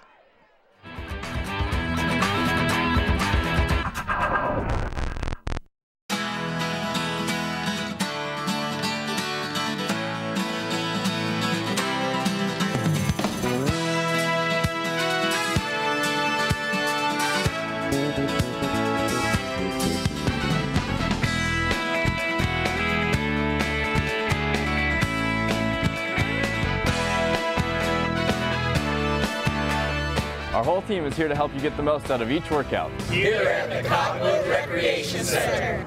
Hi, I'm Crazy Tony, and the reason I'm here today is to explain to you what Crazy Tony's markets are all about. We offer the same amenities as other gas stations and convenience stores. What sets us apart is what we do with our profits. We are going to make a difference in this valley. We will be supporting local nonprofits and missions, and we will also be supporting youth programs. So come on by a Crazy Tony's. We have 3 convenient locations. Together we can make a difference. Have a great day and be safe. Since 1925, Tiffany Construction has worked with developers and local and federal government to build, expand, and improve infrastructure, roads, drainage systems, and subdivisions. From concept to completion, the Tiffany Construction team provides a full complement of construction services and state-of-the-art delivery methods customized to fit your needs and budget. They're Arizona's longest tenured family-owned and operated civil contractor and proudly serving the Verde Valley since 1991. Tiffany Construction, knowledge and experience to bring your project to reality. All Price Insurance on Main Street in Cottonwood is your local insurance provider for personal and commercial insurance. Call and compare 23 insurance companies for home, health, auto, RV, motorcycle, boat, or ATV. Specialty insurance and insurance bonds are no problem at All Price Insurance. Call or visit All Price Insurance today.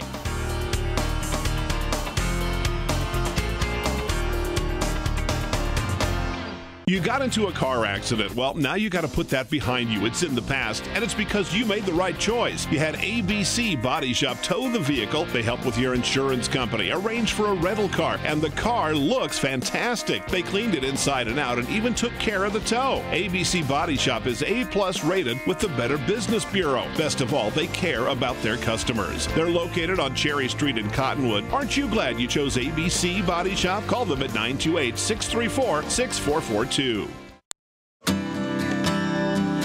earth beneath my feet is turning like a wheel.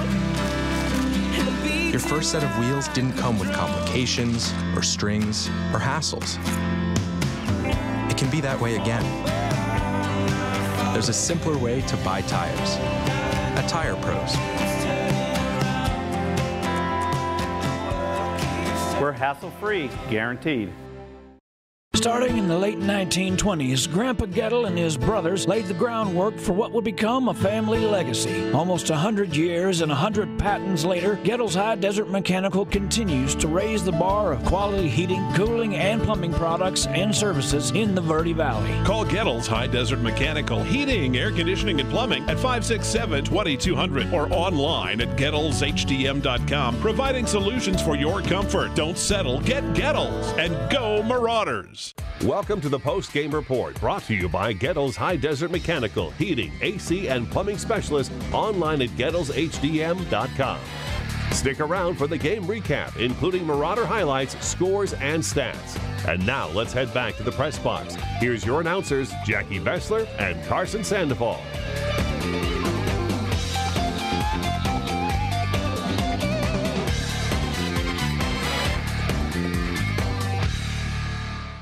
Well, the Mingus Marauder fans actually stormed the field, slowly Yeah. and are joining the team out there in the far end zone. The Mingus Marauders victorious here tonight, taking the Grand Canyon Region Championship from the Prescott Badgers, who were 5-0 in the Grand Canyon region.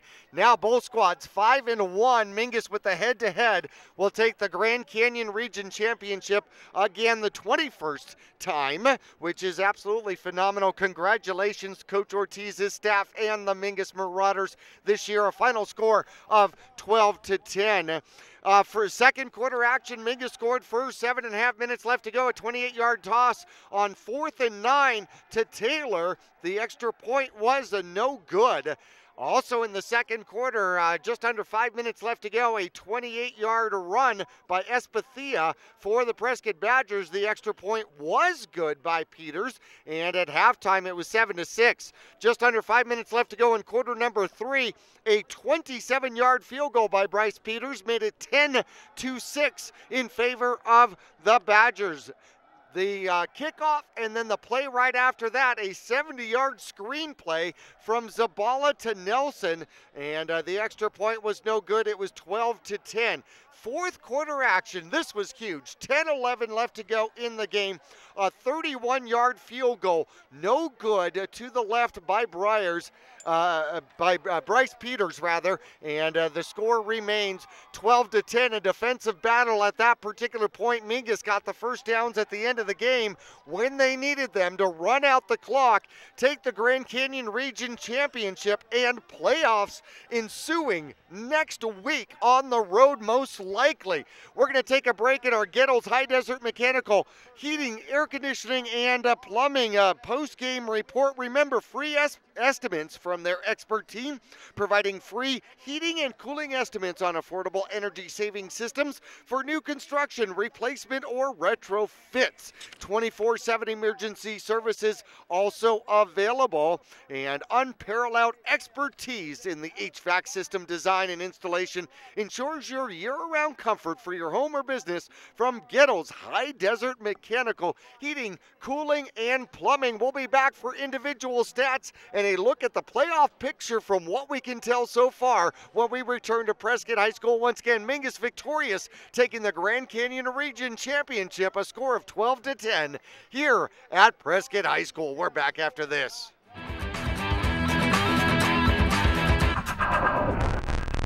I'm Chris. And I'm Tandy, owners of Taylor Waste. We're the last local garbage company homegrown in the Verde Valley. And we want to be your first choice for residential and small business garbage service. Get a free month service when you make the switch to Taylor Waste. And enjoy monthly service as low as $14 per month. Visit TaylorWaste.com for more information. Or to start service, call Taylor Waste at 649-2662. Taylor Waste, service tailored to your needs.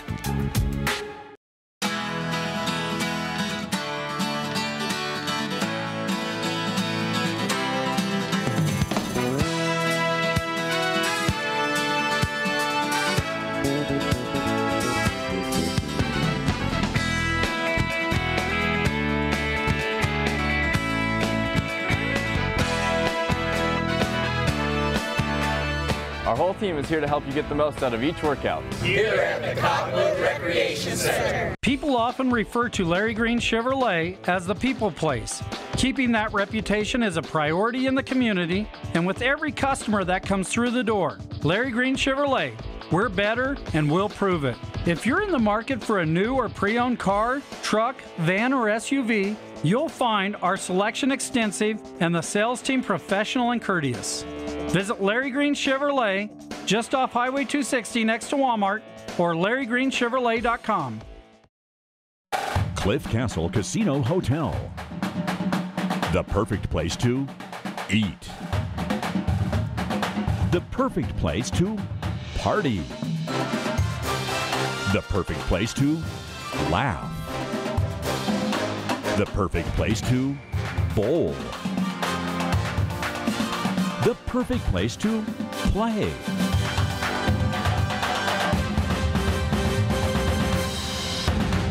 People always ask us what makes us different than other car dealers. Being different is a simple idea. We believe that everybody deserves to drive a nicer, newer car. That belief drives the entire team at Oxendale Chrysler Dodge Jeep Ram to care more, try harder, and work smarter. We're dedicated to helping you find or fix the perfect car for your life and budget. Whatever it is keeping you from driving the car you want, we'll guarantee that we'll try our best to help you. We're Oxendale Chrysler Dodge Jeep Ram, and we're a dealer for you.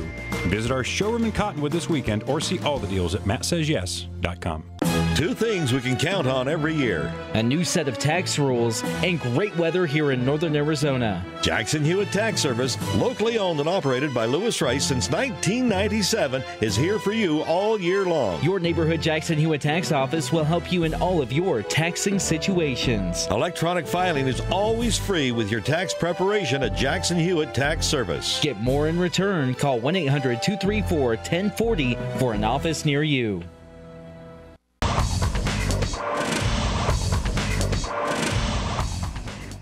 Well, the Mingus Marauders victorious here tonight by a score of 12-10. They hang on to the victory and will advance into the playoffs. Where? Not exactly sure yet. But let's go through some stats here for the game. Antoine Sabala had a phenomenal game coming back from yellow flag fever last week. Ends up 11-for-20, 207 yards, 2 touchdowns, 1 to Nelson on a screen pass, 1 to Taylor for a 28-yard touchdown pass. No interceptions, controlled the ball, and Mingus did not give up the ball out here today. Alex Nelson, workhorse once again, 27 carries, 89 yards. He jumps up to 1,700 yards, but he will have another game. Yeah. He surpasses Heath Milton for number 2 in all-time rushers in a season passes Heath Milton, who had 1,628 yards. So now he has his eyes set on Mike Rohr from 1997, who has the record with 1,767 yards. Also in the air here today, Chaz Taylor, 4 receptions, 69 yards, bumps up his receiving yardage to 789 for the season. The 4 receptions, by the way, gives him the most receptions by a Mingus Marauder receiver in a season, as he surpasses Chris Rice from 2002 with 42 receptions. Chaz Taylor now with 43. Nelson adds another 85 yards in receptions out there, including a 70-yard touchdown. Streck had 2 receptions for 22 yards, and Mestis had 2 receptions for 19 yards. Clay Griffin, yes, an offensive lineman, had a reception for 12 yards on one of the most interesting plays. The biggest reception of the game, really, Jackie, to set up the touchdown for Mingus. It was huge. Mingus was facing a 3rd and 22. Yep.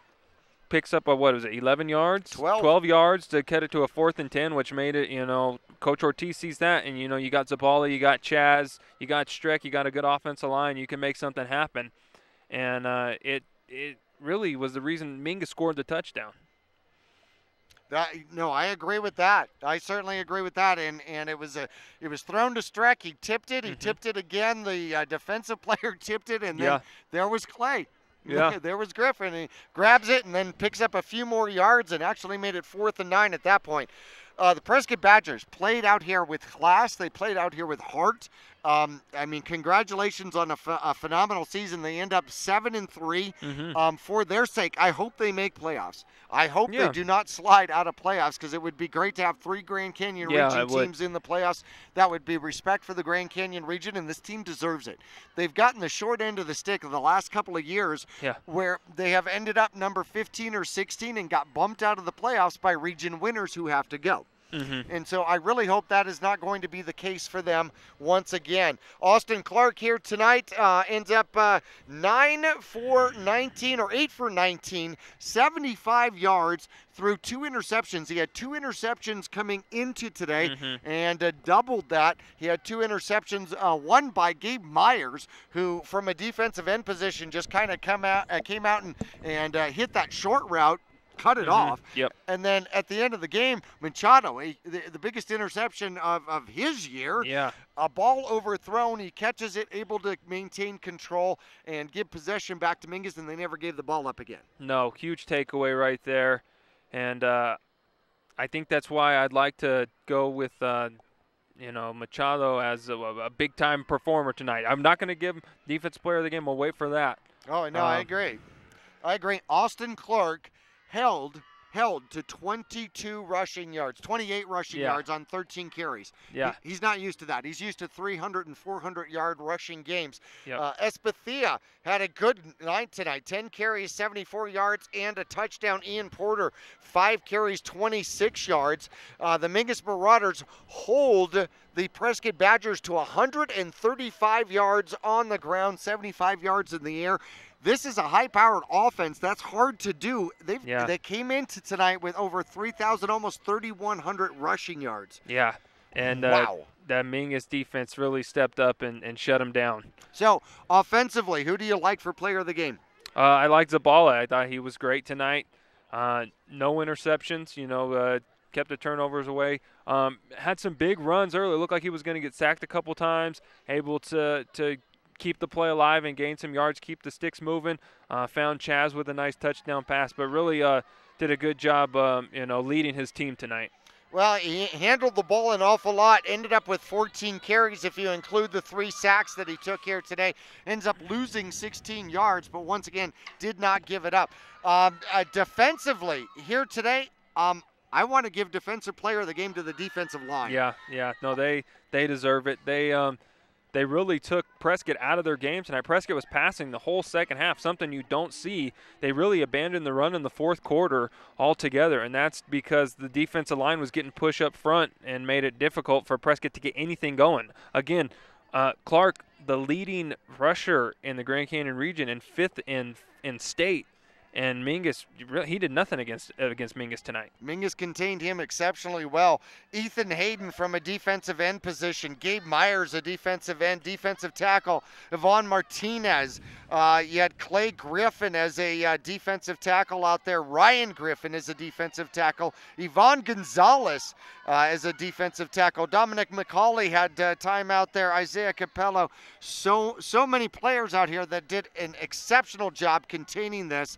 Playoff picture, obviously, what's going on? What do we know? Yeah, now we won't know what our position is going to be, but some scores around 4A tonight. Desert Edge holds on to beat Lake Havasu 42-7. Number 9 Peoria beats number 4 Cactus 37-31. 9 beats 4. Yep. Yes. Number 6 Greenway holding on to beat Moon Valley 29-14. Number 7 Seton Catholic falling to Poston Butte 37-21. Ooh, ouch. Saguaro and South Point win big as we knew they would. The Saguaro Cougars of Tucson beat Catalina Foothills 21-14, and the Bull the battle for Flagstaff up there. Coconino comes out on top 24-10 against the Flagstaff Eagles. Glendale holds on to beat Dysart 57-6, and Walden Grove 54-0 over Palo Verde. Well, they do the seating show coming up tomorrow morning. The AIA website, AIA365.com. They started at 7 o'clock, and probably by 8 o'clock, 8:30, somewhere in that general vicinity, we'll know exactly where we are. Likelihood definitely 11th and playoff bound, possibly 10th with Peoria's win. Not sure that there's any way to get into the top 8. Maybe we jump Bradshaw, maybe we don't. It depends. Yep. Hard to say, but we will be playing next week. That is the important part. Playoffs will be in the picture, and of course we'll have all the action for you coming up. First round, playoffs on the road most likely, and that'll be on KYBC AM 1600, 96.3 FM, and of course Verde Valley TV, Suddenlink Channel 2, Cable 1 Channel 56, and of course streaming live through YouTube /Verde Valley TV. Fantastic regular season. Mingus ends up the season 8-2, Grand Canyon Region champions once again, and congratulations to the Marauders, the coaching staff, the fans, and beyond. Carson, this has been phenomenal. I can't wait for round 1 coming up next Friday night. We bid you good night. Once again, the final score, the Mingus Marauders hang on to a 2-point victory, 12-10, in the Grand Canyon Region Championship over the Prescott Badgers. Good night, one and all. This has been the Post-Game Report, brought to you by Gettles High Desert Mechanical Heating, AC, and Plumbing Specialist, online at GettlesHDM.com. We'll return next week for exciting Mingus Marauder football action on KYBC 96.3 FM, online at myradioplace.com, or Verde Valley TV Cable 1 Channel 56, Suddenlink Channel 2.